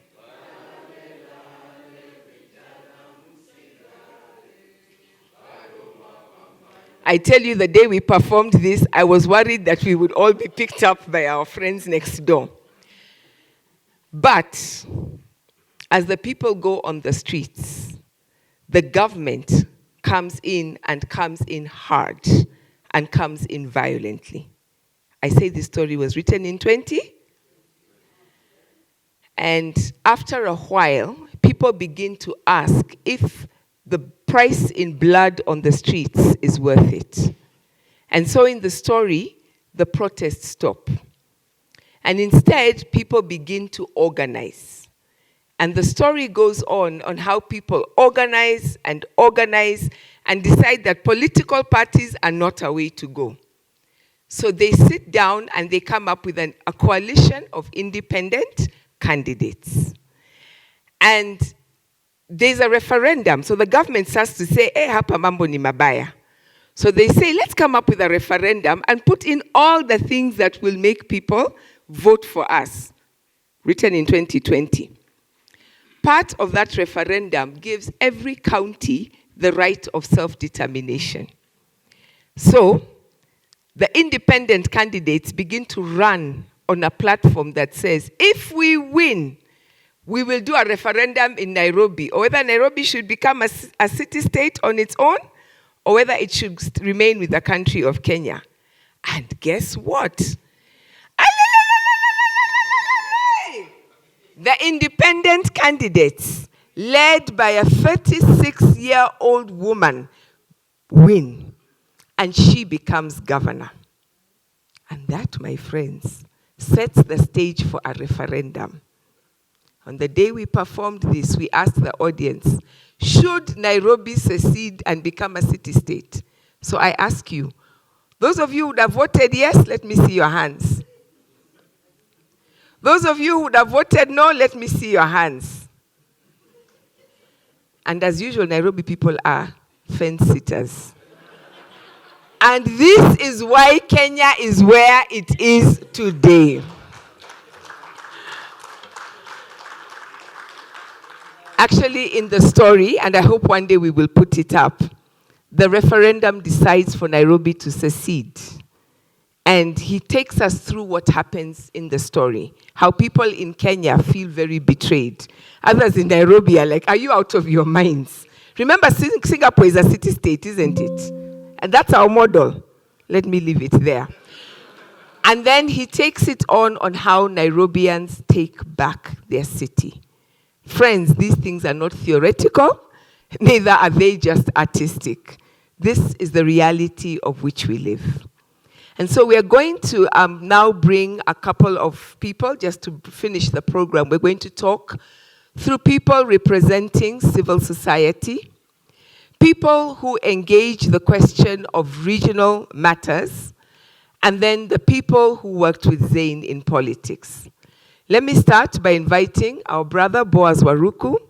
Boaz was the founding chair of the board when Abubakar Zein was the founding director of Uraia Trust. So together they knew what it meant to found an organization. Karibu Boaz. Allow me to start the way he would have started, by apologizing in case there will be a misstatement. Sorry? Okay. In case there will be a misstatement, an error, or something which is exaggerated, it is not intentional. So I apologize before that.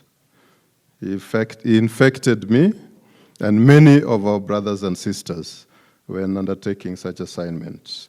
So I hope you've understood and you have already forgiven me in case there'll be any. But I don't think I'll take a lot of time, because rather than say so much, because I actually do not know so much about him. So rather than say so much, I would rather allow you also to just to internalize your interaction with him and get to appreciate who exactly was Zein Abubakar. I've been told to speak as one of those who worked with him very closely at the formation of Uraia Trust. But I think Uraia Trust found us on a journey. Uraia Trust found us on a journey, and it just happens that when you are people who are going on a journey towards, is it Canaan? Is it which? Are you sure? Your paths will always be, you will be crossing each and every moment. Because my first interaction with Ndugu Zein Abubakar was when I was still a student at Egerton University. Like many other students who joined there in 92, 93, we should have been through with their education. We were still there because the Vice Chancellor decided that you do not do those 4 years there, you do 7 or 8 years before you finish. So I interact with him when a good friend and another mentor called Mwandawiro Muganga has jetted back to this country from Sweden in exile. And in that process, you're wondering what is really happening here, because this is Mwandawiro, whom many of us in the student leadership at those particular moments, you are looking forward to getting to know Mwandawiro, getting to know him. And then one thing adds to the other. Very quickly, Mwandawiro becomes the Secretary General of Safina. Paul Moite is the chairman of that party. Ndugu Zein Abubakar is the executive director. Many of you might not be having that information as we speak, so I'll summarize some of this.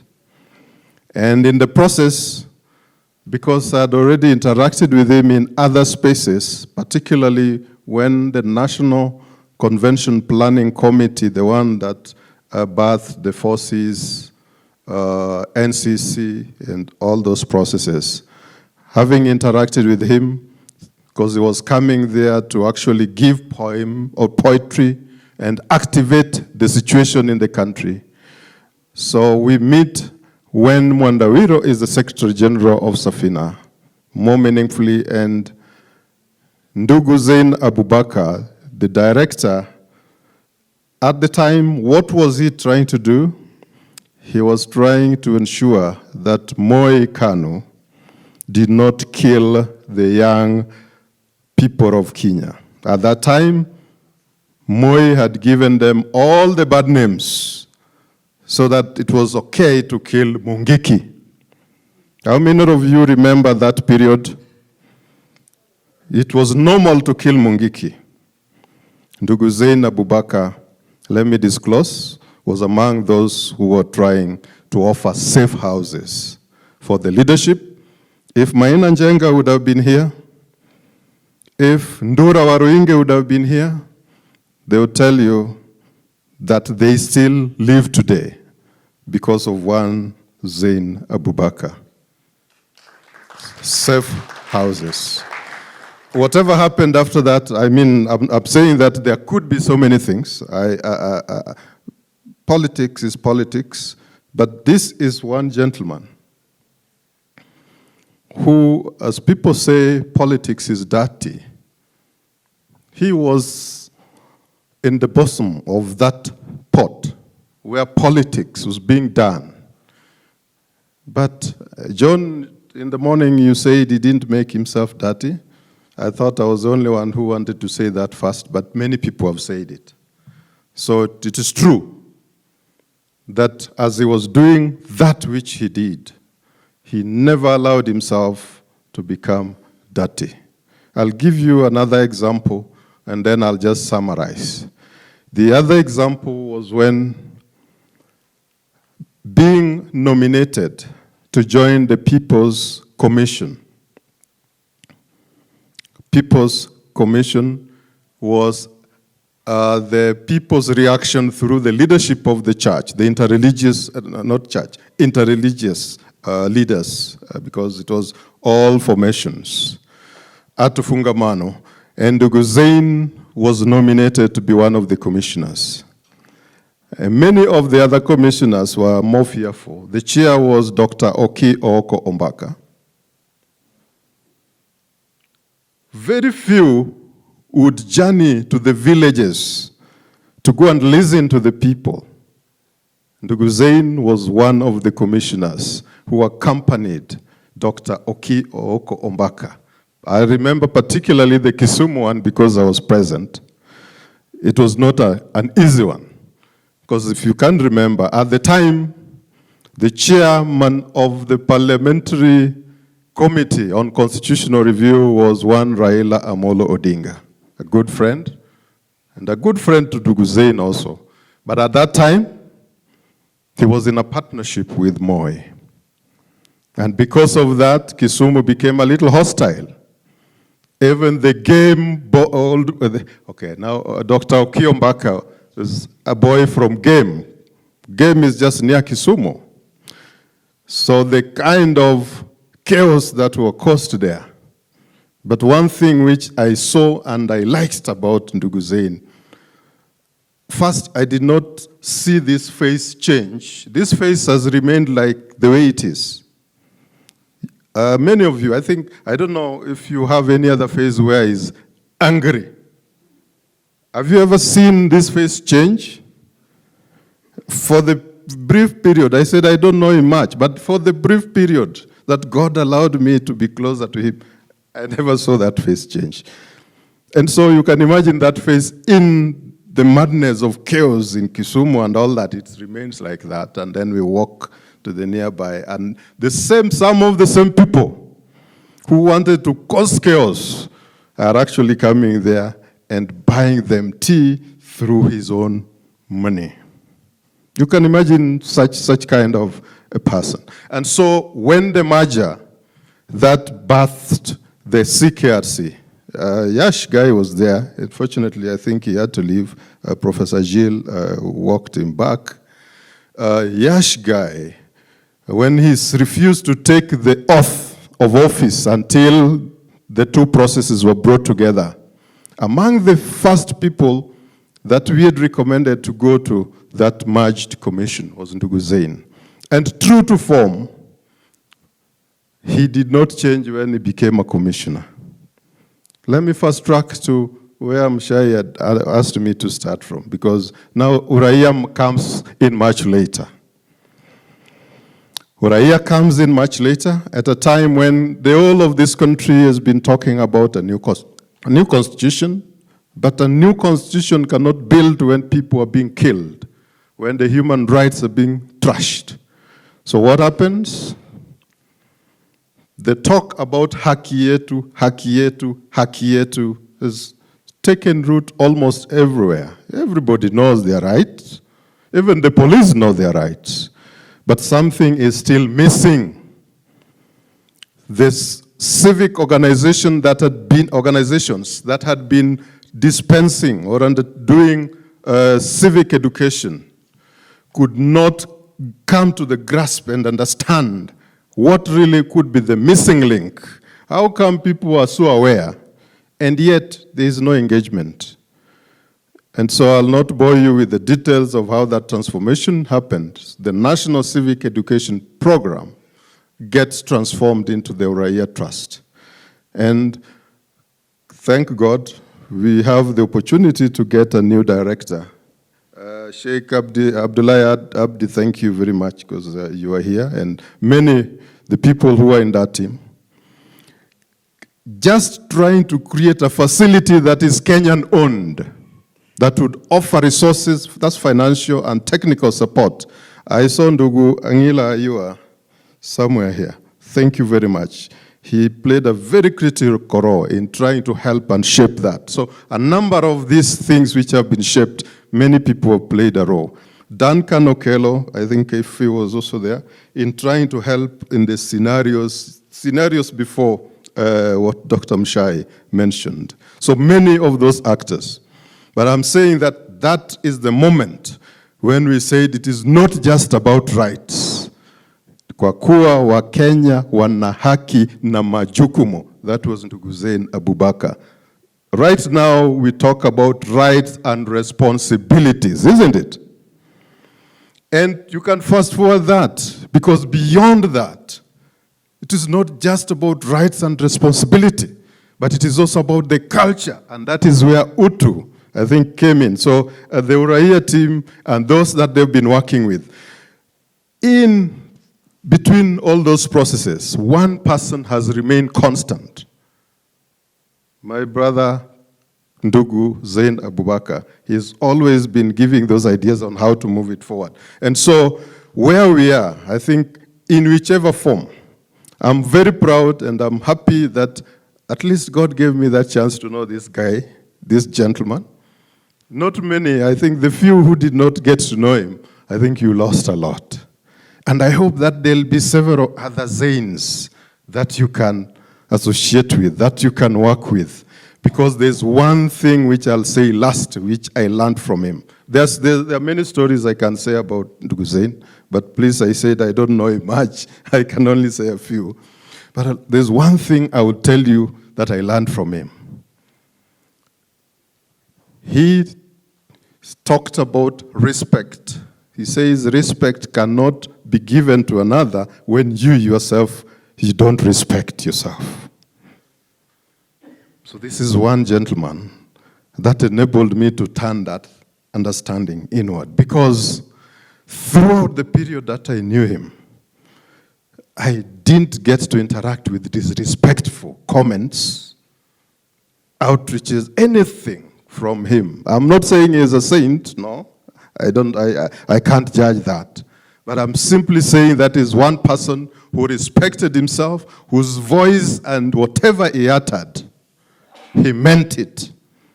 I keep telling many people that whenever you interact with him, what he tells you, take to the bank if it is something you want to get money on. In my family, and my children call him Uncle Zein. My wife asked me one day that, you know, among the friends that you have, there's one Zein that when you interact with him and whenever you come back here, you are always different.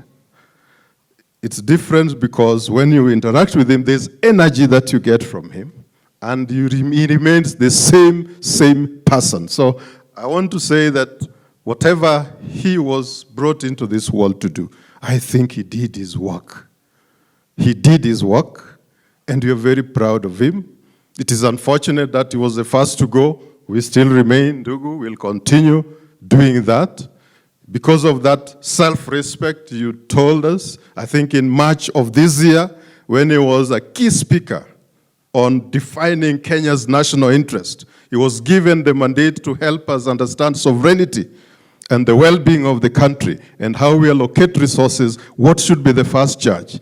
He told us, go kwa Kiswahili, because Kiswahili saa zingine inakuwa kizungumkuti, lakini aliniambia kwa stanza ni ya pili ama ya tatu, Kenya istahili heshima.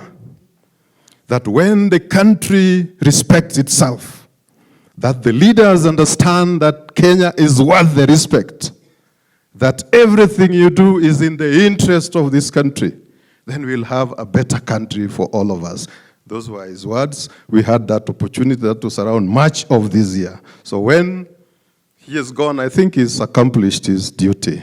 I think those of us who had that, Dr. Muchai, when the time comes for the documentaries and all the collection of this material to be done, please just ensure that it is done in the voice and image. Okay, when I say the voice, I think because that's personifying. Let it be done in the voice of Ndugu Abubakar Zein. Otherwise, thank you very much. Poleni sana kwa familia, but I think he's with God, his creator. That's where he belongs. Thank you so much. Zein worked not only on the local level, but also on the international level with civil society. So all of those are being represented by Boaz. A book is going around for those of you who may have wanted to speak. I know I've gotten the requests, but we did start a little bit late, and even though we've been given an extension of the time, I want to be respectful of the time that we've been given by the Alliance Française. So please understand that. I just want to acknowledge if anybody is here from the East African Legislative Assembly. I know we have one person, a legislator who is going to speak, but I think will also speak with the other legislators. But I just want to recognize if there's anybody else here from EALA. I know we have had messages from the East African community just saying that they would have wanted to be present, but I do want to acknowledge both them. And as has been mentioned, the CKRC was represented here by Professor Yash Palgai. If there is anybody else from the CKRC, could you just put up your hand so we can acknowledge those who worked with him in those days? So as I said, we are telling a story. We are on a journey. And many of you know that our brother worked with all these organizations. I also recognize Muhuri, that he also served as executive director. And we're bringing all of you together in celebration of that. Let me just give you a picture of what we have as we come to the end. We do have a performance. That performance is a performance that Zein originally crafted and has continued to be performed severally over the decades. So that is a performance we will come to. And it will be introduced by somebody representing all the intellectuals that Abubakar Zein has worked. We've had some words from some of them, but it will be introduced by Yvonne Owor. I will also come to the representatives of the political parties. However, I just want to bring up one person, and I do apologize. I had been given the information only one member of the family would speak, but I do want to bring up another member of the family before we do that, and then we will move on to those speeches. So, Ibrahim. Assalamu alaikum. Amani ya Bwana iwe mbele yenu. Our distinguished leaders, government officials, political leaders, religious leaders, civil society representatives, family members, friends, ladies and gentlemen, good evening. On behalf of my family, I extend our heartfelt gratitude to each one of you for standing with us during this difficult period. Your presence today is a testament to the respect and love that our late father earned throughout his lifetime. Today, we are not only mourning, we are remembering the life of a remarkable man whose integrity, humility, and unwavering commitment to service touched countless lives. My father was a man whose name became synonymous with honesty throughout his career as a civil servant. He understood that public office was a sacred trust.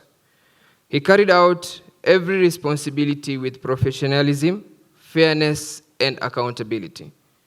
In every government department where he served, He left behind a legacy of diligence, discipline, and excellence.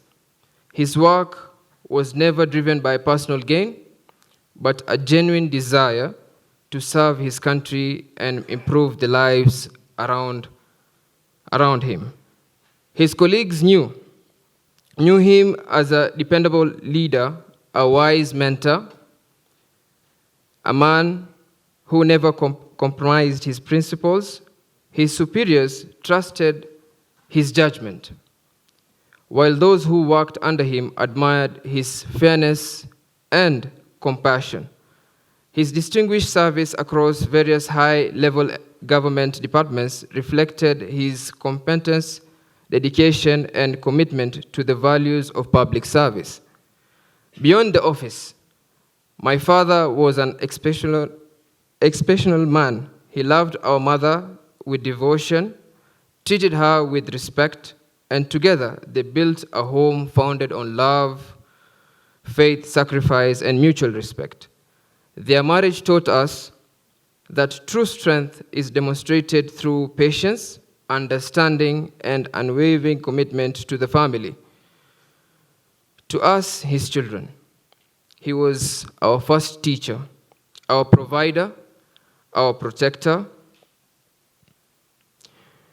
and our greatest source of wisdom. He believed that education, discipline, integrity, and hard work were the greatest inheritance a parent could give. He constantly reminded us that a good name is more valuable than wealth, and that character is a true measure of success. To the political leadership and public figures gathered here today, my father believed leadership was about service rather than status.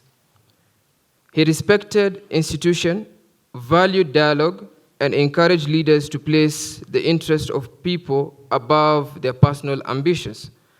His counsel was always thoughtful, balanced, and rooted in justice and fairness. To the community, he was more than a public servant.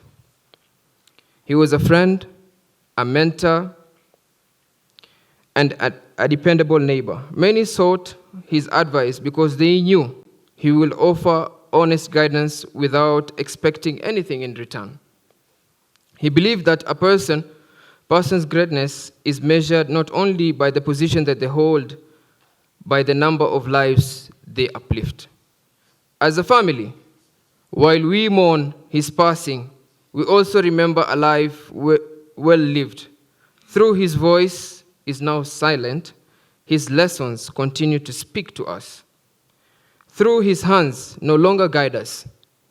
The values he instilled remained firmly planted in our hearts. To my siblings and the entire family, our father's greatest wish was to see us united.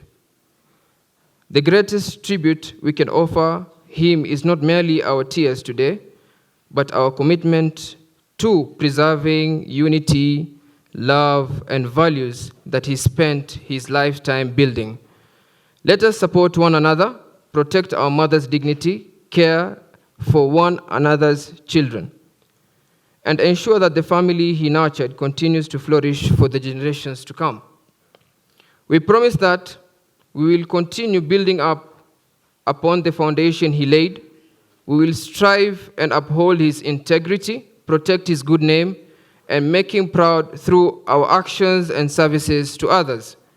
As we bid farewell, we do so not only with tears, but also with gratitude. Thank you for being an extraordinary father, a loving husband, an exemplary civil servant, and a true servant of humanity. May Allah forgive his shortcomings, reward his good deeds abundantly, light his grave eternally, and grant him the highest place in Jannah, and give our family the strength and patience to carry forward your legacy with honor and dignity. Thank you so much. May God bless you all. I want to reiterate what was said earlier. that we recognize, as each one of us has lost whatever relationship of the person we knew as Abubakar Zein, whether he was a comrade, a colleague, a friend, a fellow artist. Amongst us is a family that needs us to stand and continue to stand with them beyond this week. And we, again, let me say, we see you, we recognize you. Thank you for being with us. And it is a profound pleasure for me to say that all these colleagues you've seen in different ways, I think ultimately what our brother chose as the place where he could have the biggest influence and where we know he spent a lot of his life, the last few years, really, really investing, was the sphere of politics. And so I am very, very happy to see that that sphere is well represented today. It is represented by Senator Hamida, who is here with us. I know that he did a lot of work and was working at the WIPA Presidential Secretariat. It is also represented by Honorable Kennedy Musyoka. I'm going to invite our brother, Kennedy Musyoka.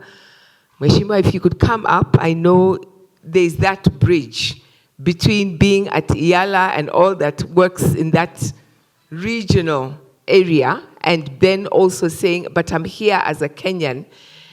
And so we'll start with you, and then if we may come to our big sister. I know there's so much you've done, especially in this last week. We are really profoundly grateful. So let me invite our brother, and then we will come to our sister.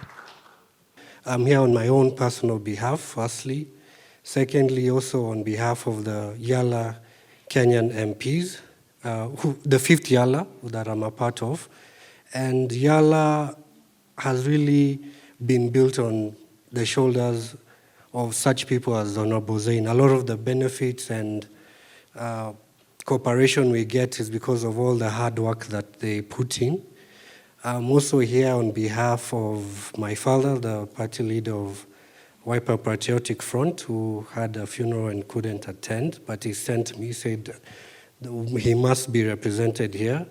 And also on behalf of the WIPA fraternity, I can tell you all that Zein was a great addition to the Secretariat, and we learned so much from him.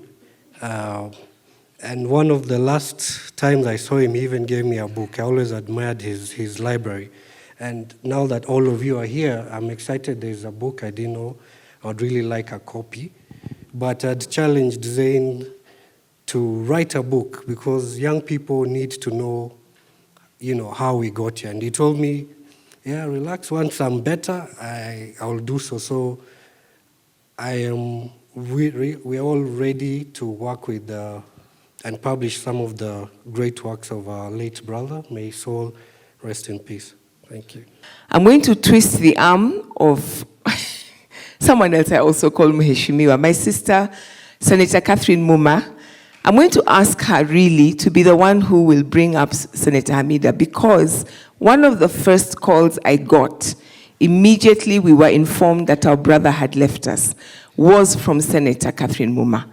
And she called, and as soon as she said Pole, she said, what can we do? And she was in Kisumu, but she said, I am here, tell me how we can move matters. Tell me what we can do. And that's what I mean about being a public servant and understanding that is what it means. So, my sister, my representative, my senator, please say at least a word. Thank you. Senator Hamida, you can keep coming as I speak. First, to the family, sincere condolences. For me, I was not ready for Zein to go. So this is very difficult for me. I was not ready for Zein to go, not because of me, but because of where Kenya is. For me, Zein Abubakar is one of the remaining voices from CKRC to date that has been consistent. And he told me one thing, is that human rights work has no retirement. He told me this before I joined the CIC, Commission for the Implementation of the Constitution. I had served on the Kenya National Commission on Human Rights, the first commission with Maina Kiai, and we did some good things. I served on the Kriegler Commission. Now, to serve on this CIC, there were two routes. You applied to be a commissioner, or you were nominated to be a commissioner. I didn't apply, but Zein applied. And then one Saturday, at a school function, I receive a call from Zein who tells me, Catherine, Jacom wants us to appear for the CAC interviews. I said, but I didn't apply for the CAC interview. So, no, your name is there in the shortlist. How? I didn't apply. So it turned out that in the PNU ODM rivalry, when they were doing shortlisting for people to be interviewed for the CIC, there was some underhand business, and Zein had applied. 2 institutions had nominated me, CMD and the Caucus for Women's Empowerment. Now, in the shortlisting, the company that did it had dropped some names, including Zein and myself. So, and had apparently put stronger names from the other side. Zein and myself, obviously, would have been aligned to the ODM side. And so they had a back and forth, and the panel then decided to look at the entire list of people who applied.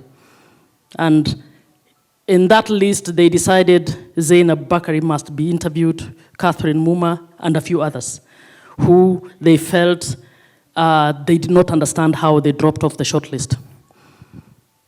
Fast forward, I wasn't interested in joining CAC. So Zein told me, Catherine, we must go for this interview because we need balance in the Commission for the Implementation of the Constitution. You know what has happened, you know the campaign, how it has gone, so we need balance in that commission. So you and I will go for that interview. Hopefully both of us can go in. If not, if one of us goes in, that will be good. Zein was second last to be interviewed. I was the last one to be interviewed for CIC. I was taken. And Zein wasn't taken. He was the first one to congratulate me and told me there are other spaces to serve. And I remember we walked with him before in 2013 to Uraia Odinga, and spoke to Uraia Odinga, and he was taken to EALA. Now, why am I telling you this story? Zein was one person who we consulted a lot. And if you look at the history, people have given up. There are people who feel, no, this human rights story just goes on, and it just gives you mental stress. And there are those who've given up. Zein never gave up. And Zein continued wherever he was. There are other people I can see in this auditorium with whom we served on committees that advised politicians. Mushaya was never to be in the Senate. I ended up in the Senate as nominated, but we used to do a lot. The superb manifestos of ODM, several advisories to the Prime Minister then, and to Raila Odinga. Zein would be somewhere in those, and it was real technical work where you're researching and doing a lot. So I know Zein to be, in my view, my citizen number one in terms of commitment to the Constitution of Kenya and commitment to human rights. He lived human rights in practice. So Zein, I feel, bit of betrayal, because I think the country needs, we are in a very bad place. We need Zein Abubakars. We need people with courage to actually help us to move from the space we are in this country. There is a lot more I could say. Just want to thank you, the family, for sharing him with us, and Mushai and team for organizing this. And I think this is good, but let's find another day in future where we can, the stories can be told in a much more, without rushing anybody. I'm sure very many people would want to have said something. I'd like to invite Senator Hamida. Senator Hamida is a nominated senator, ODM, like myself, and she has been superb in terms of coordinating all of us, reaching out, and thank you so much for what you've done. God is good. I'm not very good with mics. I don't know how I ended up being a politician. But all the same, we have to do what we have to do. Kindly allow me to read a speech from the Executive Director of ODM, and then I will go to mine.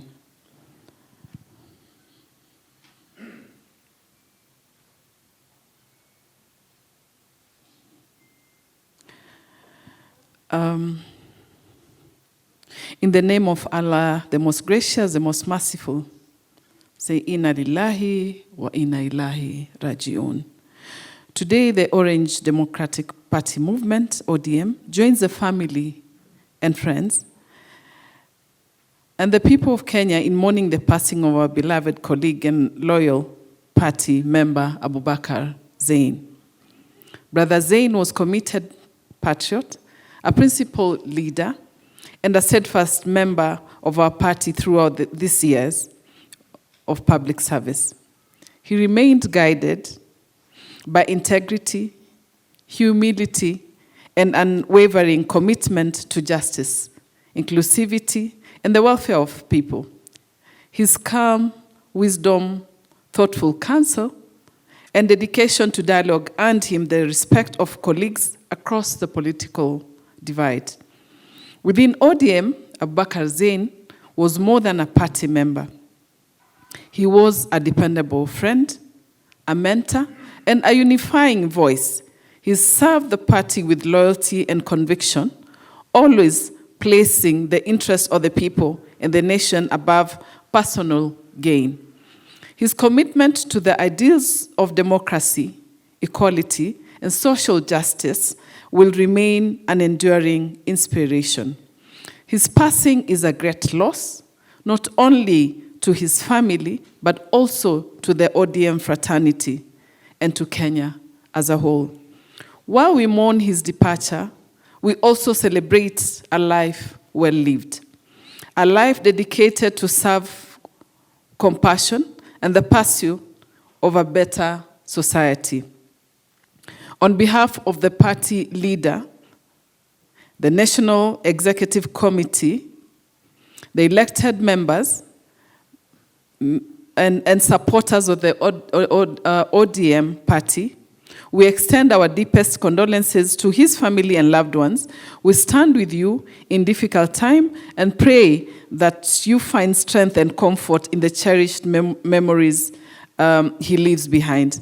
May Allah forgive his shortcomings, accept his good deeds, grant him eternal peace, and admit him into Jannatul Firdaus. May he grant his family patience and fortitude during this period of grief. Farewell, Brother Abubakar Zein. Your service, loyalty, and legacy will forever remain part of the proud history of the Orange Democratic Party. Amin, amin, amin. This is from the Executive Director, ODM, Odur Ongwen.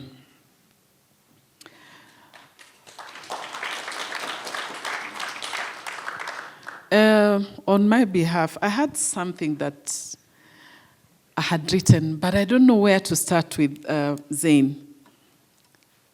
Zein alikuwa kaka, Zein alikuwa rafiki, Zein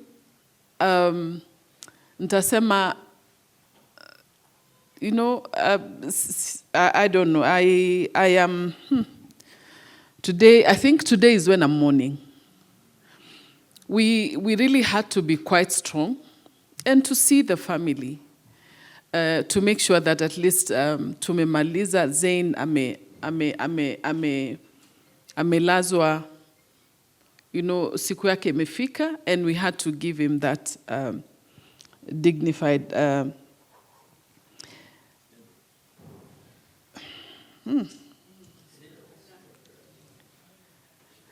When I left, I didn't know. When I joined politics, actually, when I left,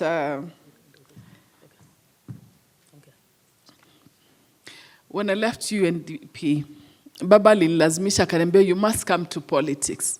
And I said, where do I start na politics? I have no idea. I remember my mother was in politics, and I hated politics. And one time she told me, you're going to be in politics, and I said no. So when I joined ODM, so Baba actually asked me to join ODM in his operations team in 2017.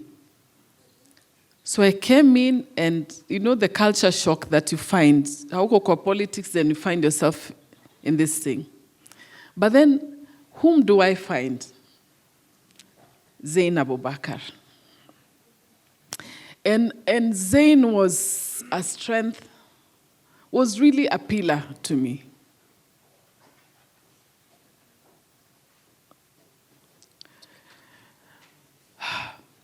Zein held my hand as a sister. And he taught me many things in politics. And when I was nominated as senator, I went to Zein and I said, Zein, I owe you this. We did all the crazy things, the two of us. At times we never, you know, we didn't discuss. While we were in the think tank, we were in the think tank together with Senator Catherine Muma and the strategy team. And I remember the funny days when we apishad Baba by force. And I think we were about 8 of us, and we said, Baba tutakuapisha, only at Uhuru Park. So when he said, Apana, this one, it cannot be, you know, with the unlikely event that things are going to happen, hii itakuwa shida kwangu. And Zein was the first one kumweleza Baba, ni shida gani haujaona? Ni nini haujafanyiwa? Sasa hii wacha tumalizie, ile kitu ile walikuwa hajamaliza wacha tumalize. This one we have to do. And Zein was the one who really gave us strength, and we said, no, it can only happen in Uhuru Park. When kina Miguna said, apana, let's go to Arusha, tumuapishie akiwa Arusha, wengine tuapishe kwa TV. And that was done. Baba akapigwa, you know, wakachukua video, so they said, let us apishe. So they know. At the end of the day, we shall go to Uhuru Park. That was Zein. Zein was the mastermind of manifestos. All the manifestos are ODM or Azimio. Zein was the mastermind of the NADCO report. Zein was our head of mastermind of this team called the strategy team. I remember when we were so stuck in so many things, each time we used to, someone used to say, call Zein. Baba alikuwa anasema, call Zein. And when Zein was called, he would thrash each and everything. Ile naita kushambua. And he will come up with scenarios. So each time tunasema, hapana hapa tumeshindwa. I think with Sawaruku, you know very well what we went through. And would say, Zein ata-unleash kila kitu. And to trust you me, Zein alikuwa naweza kufanya kila kitu, even when you are stuck in those, you know, crazy hours. Zein was there for us. kusema kweli, what Senator Catherine Moma said, we needed Zein today, yesterday, and tomorrow. And I'm really hoping that legacy ameacha itaendelea. I really want to, my family, in fact, I call Zein's family, they are my family. They are truly my family. So when I stand here, I feel that I'm standing on their behalf. I saw my auntie who came all the way from Abu Dhabi. I've seen my Nyeri family and the rest. We are family because, of course, the people who know me and my family, we all like what, who said, Latif, that we all originate from Nyeri. And that's history. When you want to know about me, so far, see me. In fact, Zein would have given you our history. So it is, we shall miss Zein. Na Mungu nitasema tu amweke mahali pema peponi. I have so much to share about Zein. And I remember when Baba left, he's the first person that I had to talk to. Kumwambia Zein, akaniambia bas, senator, yani, kama imefika, ikifika, I feel that democracy, imekwenda na mzee. But I want to commit myself, and I think our entire family like Senator Catherine kuwa tutatembea na family. I know it's a young family. Don't give up. Tuko na nyinyi, and wherever you think that this political space that itaweza kuingia na kuweza kusaidia. Zein was a politician, and at the same time he would speak about politics ikiwa politicians wako the other side na yeye yuko the other side, but then he's the one who alikuwa akipika chakula chote. And each time I used to ask Zein, wewe umepika chakula na umejieka kando, and even in EALA he was more a technical person, than the politician himself. But Mungu nitasema Allah ailaze mwili wake mahali pema peponi. And I'm sure, sote kila tukikaa tutaweza kuombea. Vijana musi lose hope, sisi tuko hapa kama mama zenu, tutatembea na nyinyi. Asanteni sana, Mungu awabariki. Mshai, allow me to just say, I don't know how much of the bill is pending, but I would like to request everybody, let us turn up for this family. Let us give again and again and again. Whatever, there's nothing too little. So don't leave confused.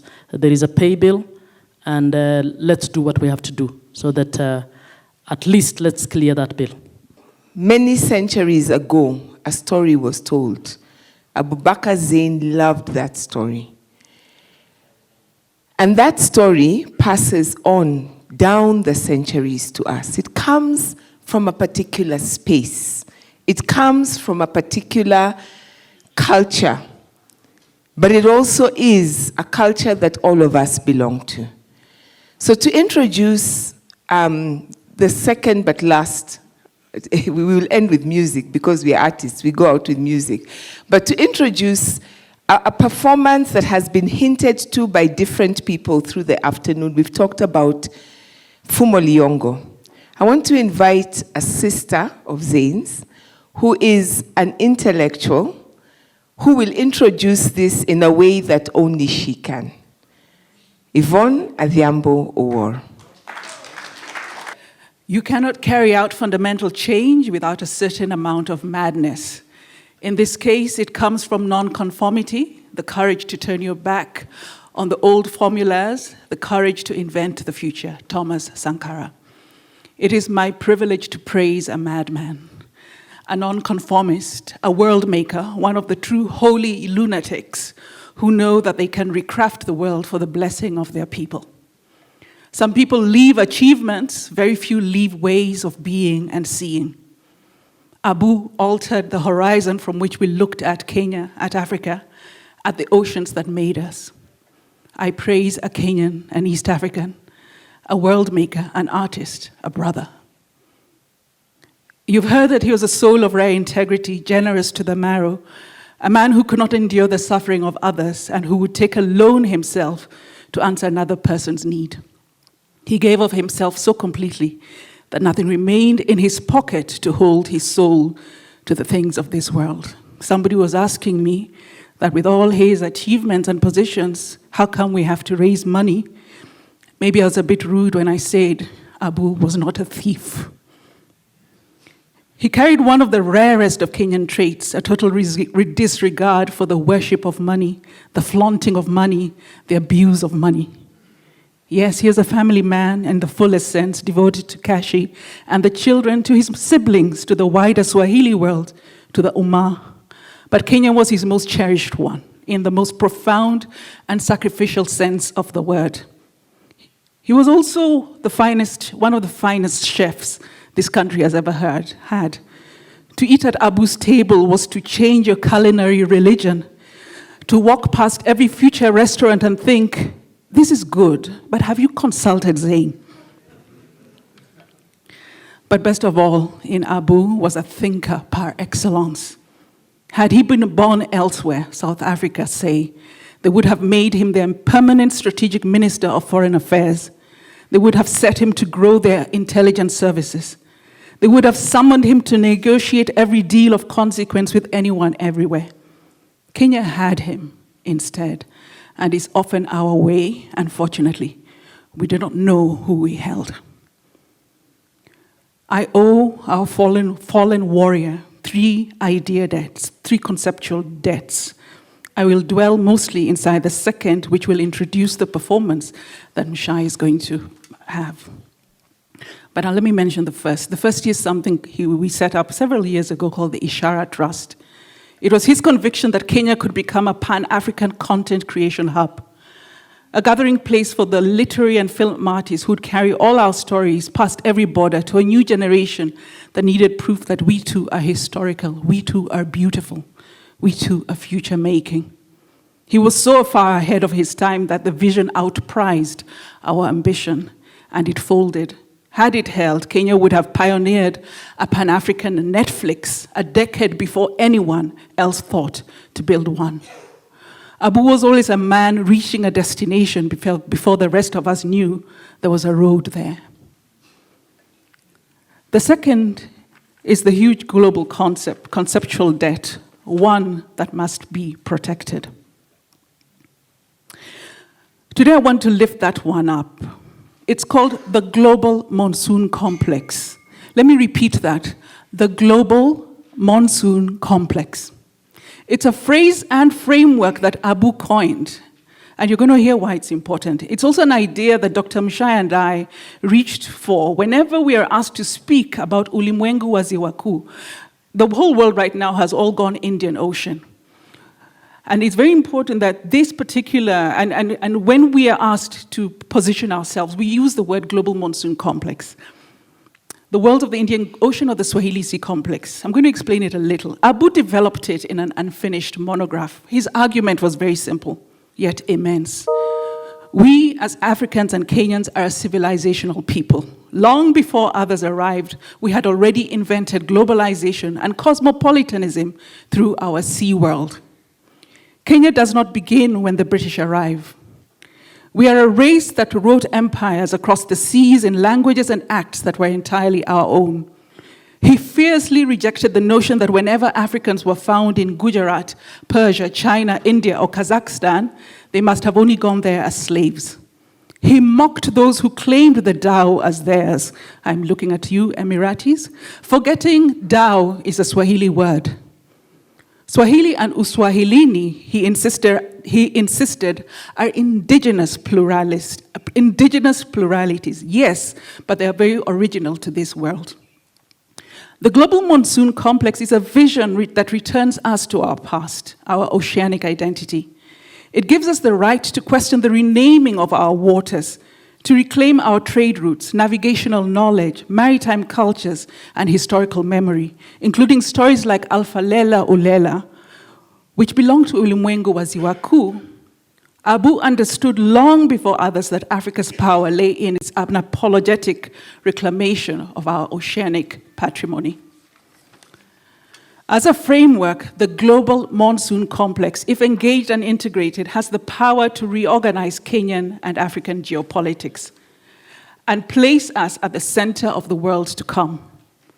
Towards that purpose, to give himself space to pour out the vastness of his vision onto the page, he was also helping us to form a Global Africa Initiative, a think tank based on Pan-African pillars to help Kenya and the continent reimagine and shape our future, especially in this strange new century, before the illness turned. There's another holy lunatic called Thomas Merton that wrote, "There's no revolution without poets, who are also seers, no revolution without prophetic song." Abu was prophet, seer, revolutionary, an uncommon aesthete, a man of everything, but also an artist. He rebelled against the idea that anyone was born to suffer. He rebelled against the cowardice of those who take a sacred call to serve and shrink it into an opportunity to consume the other. He rebelled against our insistence on the word tribe assigned to Africans, particularly against the bureaucrats' count of 42 tribes. The ridiculous smallness of this he rebelled against. He longed for us to open our eyes to a brilliant complexity of blends, civilizations, nations, peoples, custodians of humanity's original story of what it means for all of us to be human. I have to believe in ancestors now, in patron saints and the power of intercession and guidance. Shuja Abubakar Zein Abubakar.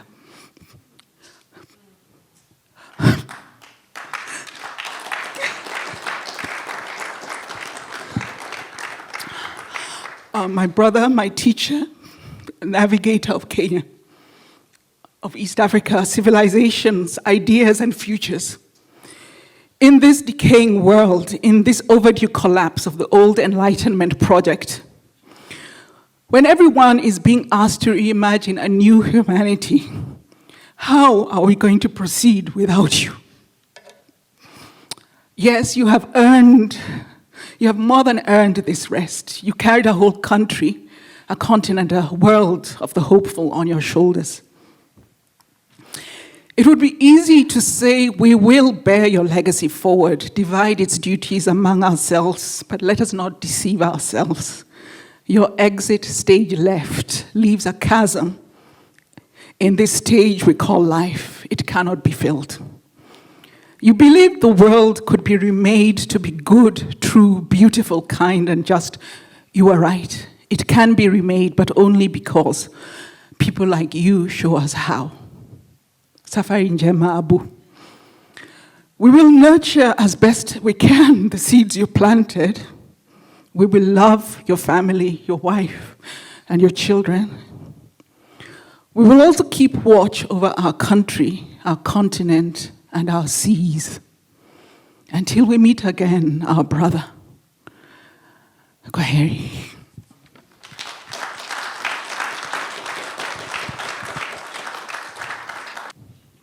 And now, the story of Fumo Liongo, brought to us by Zamaleo. Please, let us put our hands together and welcome with me Zamaleo for Fumo Liongo.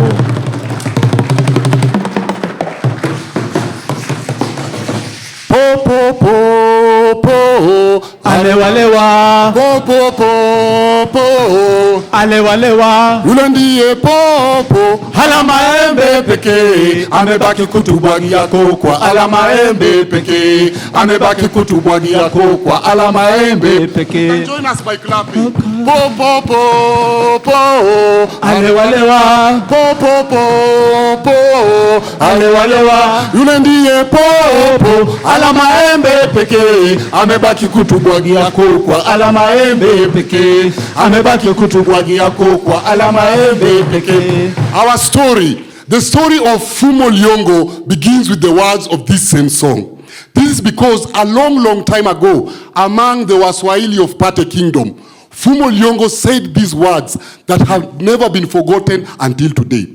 And in these same words, Fumo Liongo, for the first time in living memory, challenged the forces that had oppressed his people over many generations But after Fumo Liongo composed the song Popo, things changed, never to remain the same again. Po, po, po, po. Alewa, lewa. Po, po, po, po. Alewa, lewa. Yule ndiye Popo, alama embe pekee. Amebaki kutubwagia kokwa, alama embe pekee. Amebaki kutubwagia kokwa, alama embe pekee. But who was Fumo Liongo?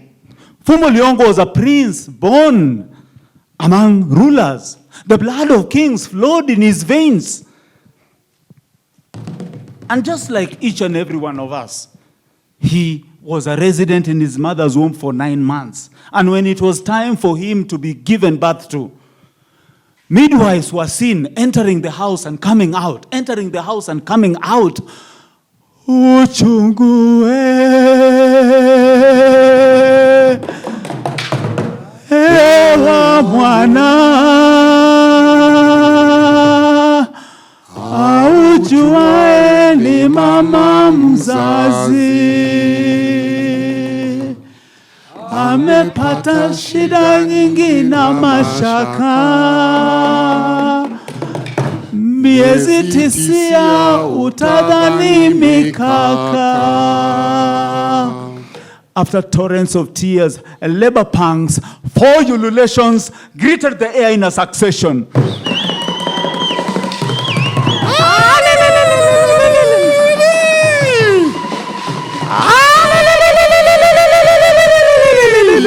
A baby boy had been born. Hongera, hongera, hongera, nami niongerewe, hongera, mama uchungu, hongera mwanangu, aiwa, hongera mwanangu, tumbo la umbere linauma munowe, aya. Haya linauma munowe, aya.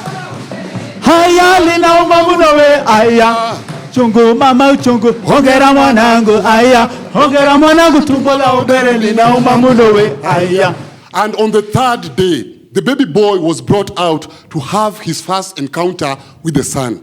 A finger dosed in bile made contact with his tender tongue to introduce to him the pain of living. Also, in addition, to land on his inexperienced tongue was a drop of honey to introduce to him the sweet things that life offered. They looked at him and they called him Fumo, meaning a strong spear. Ayo yo yo yo yo yo yo yo yo yo yo yo. Ayo. They gave him a second look, and his eyes glowed as if challenging the world, and they called him Liongo, meaning a strong man. Ayo yo yo yo yo yo yo yo yo yo yo. Ayo. Fumo grew up into a giant of a man walking 8 feet tall, with the strength of a buffalo in his bulging muscles. The strength that he had could only be compared to the agility in his mind. When he was out in the shooting field, he never missed any target that would be placed 10 miles away. And when he was confronted by competitors in the athletic field, he would allow them first to set pace and start before him and pant their hearts and their tongues out. And when they were just about to get to the finishing line, Fumo, who could only be rivaled by the wind, would blast out like thunder and lightning, beating them all and cutting the tape before them. In war and combat, 1,000 men never faced Fumo Liongo for a fight and lived to tell the story. Fumo Liongo's arms held 9 spears at a go, which he would throw at one, spraying enemy warriors to death. Now, good people, Fumo was born during the reign of King Daudi Muringwari, who had oppressed his people with tyranny. But after Fumo Liongo composed the song Popo, things changed, never to remain the same again. One day, the warriors were returning after a triumphant defeat of the enemy. They both sang praises in honor of Fumo Liongo. Liongo! Liongo! Liongo!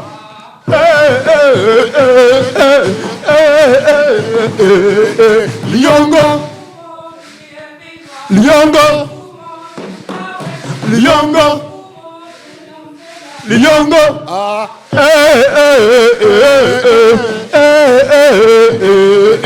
Liongo. This song was in praise of Fumo Liongo, of how he had held the heads of two enemy warriors by his bare hands and squeezed them so hard that they got shattered like two little pots. So song jubilation greeted him as he came back to his hometown party. Liongo, Liongo, Liongo.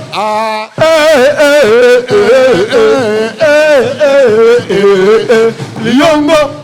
As we celebrate our comrade Zein, and Zein was also a trustee of Zamaleo. Our story today, we are leaving it at a cliffhanger.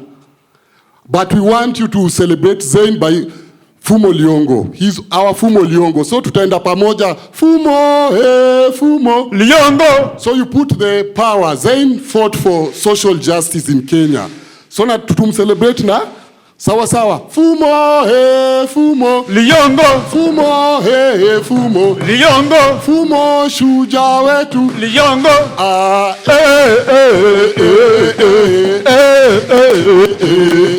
Liongo.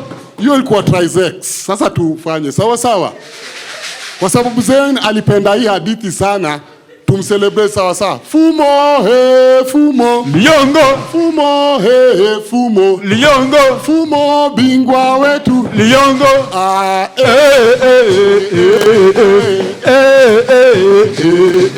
Liongo. Zein, Zein, yeah. Zein, Zein, Liongo. Zein, bingwa wetu Liongo. Zein, shujaa wetu Liongo.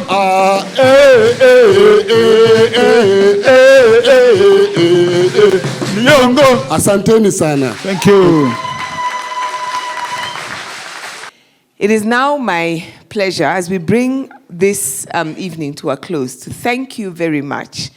And also to bring the person who has been holding the space. People kept saying Mshai and her team. Actually, it's not. It was Kawive and his team. Our chairman, as we try to bring the committee together, and just for several weeks, have been trying to fundraise while our brother was in hospital. And then in the last week, really pulling this event together was Kawive Wambua. And I'd like to bring him up as a representative of all who have been working so hard. Kawive. Thank you so much, Mshai. And my brief is very simple. To thank you all. You know, I can just say thank you, but I won't, because Zein, whenever you ask Zein a question, he would tell you, let me tell you, my brother, there are 5 things, and you have just asked a random question. So how did he get 5 things? And he will enumerate them and elaborate, and they will be 5. So I'm going to thank you I have 5 things. Number 1, we should celebrate the life of Zein. Zein is our family. You are our family. The other day I went to see him in hospital. Then a doctor came and said, members of the family, come this way. And so I was left outside. And then Kashi asked me, why are you being left here? Are you not in the family? And I was like, okay. So thank you, Mam Kash, for that. So I'm a member of the family. The second thing is that there are various people who have helped us in this journey, and I want to mention them. We set up committees, ad hoc committees. A committee for the artists, Mkawasi, where are you? And Mshai, Topige Makofi. There was a committee for organizing logistics. So I will be here, get us water. And you can see she's walking around, running a lot. Margaret and Opara. Margaret Opara and Kepta Ombati, who is not here, so we want to thank them. We want to thank the people who are mobilizing. Zein, not Zein, Said Abubakar. Ameenda kuswali, ameniambia ameenda kuswali, lakini anarudi. So Said Abubakar mobilized and called, talked to NAMLEF, talked to the religious leaders, talked to a lot of the people that were here. So we want to thank Said for that. And Boaz Waruku, tumpigie makofi Boaz na Said. Na ndugu yetu Cyprian Nyamwamu, who is not able to come today, so we want to thank them. Who have I left out? No, there isn't. So everybody else was in the committee. We didn't do this. I don't know how I became chairman, but it has a good feeling to be the chairman for Zain's event. So it's not because I qualified, but just because I was there. Third thing, the family is our responsibility. The bill is our responsibility. I made a short consultation, and I am told that we have a balance, a remaining unpaid balance of about 7 million. So waheshimiwa na watu wengine from the various sectors, we have just started the journey. And we must complete this journey. So we have to get innovative ways, get institutional assistance, get people who can contribute to offsetting the bill. This is our responsibility. Hakuna mtu ingine. Hapana, ni sisi tu. The fourth thing. What is the fourth thing? The fourth thing. You know, I'm not like Zain, I can't remember the order. But now I say the fourth thing, that we are going to do 2 petitions. One, to petition the Alliance Française, so that we have a day in a year to celebrate Zain through art. Na hiyo imepitishwa, si ndio? Imepitishwa na kamati. Kwamba it is important that we keep the memory of Zain, and this artistry is art, the performance and everything he has done alive. And we shall do that. I know Dr. Mshai will make that happen together with the petition once we draft it. Then the second petition will be that the work that Zain has done, the work that he has contributed to this country, must be immortalized. And we want to have a publication, something that talks about the things that he did. And we will petition the friends who worked with him to write chapters on the life and times of Zain and what he did, so that that memory is immortalized. So that petition has also been passed by the committee. You see that the power of being a chairman, you can make declarations. You can make declarations. If Zain was here, I wouldn't get away with this, by the way. I just finished, and then he pulls me aside and tutors me on how to do things in the correct way. As a committee, of course, we will continue meeting, but we also want to invite all of us to join in that process, so that we see how we take this journey to the end. And all the people who have participated in fundraising, this is going to be my last word, so far, we want to thank them most profusely for their contribution. And we want to say that if you have given once, you have just started. So we want you to give, we would like you to give again, and then again, and again, and again.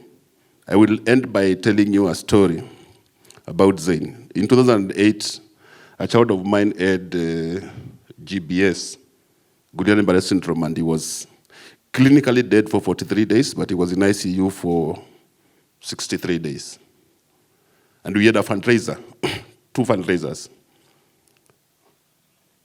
But the thing that happened between me and Zain was that, when you have such a bill, then I was working, but it means every salary was clearing the bill. You get what I mean? that ninapata pesa zinapitia kwangu zikienda kwa hospitali. For a long time, for like a year. But Zein, every time we met, alikuwa anaingia kwa wallet without asking me, ananipatia 5,000, 2,000, 1,000 for a period of 1 year. I never asked for the money, but he gave me and he never asked to be paid back. That was Zein. So it wasn't about the fundraiser. It was about the presence. It was about meeting the need on a rolling basis. And that's what I think we need to adopt here. So feel thanked, be happy, and celebrate his life. We are mourning, but we also know that he has a lot of impact in our lives. The first time I saw Zein, I walked into a room and I found him leading the people in a song. And I want us to sing that song together. I got into the room like this, and Zein was singing. So I will ask you if you are capable to stand, and then we sing this song. So this is the song.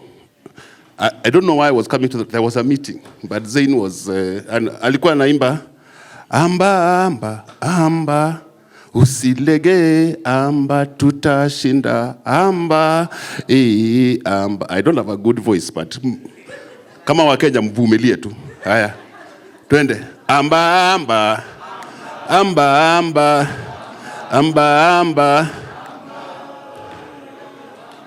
Wakenya, tusilege, tutashinda.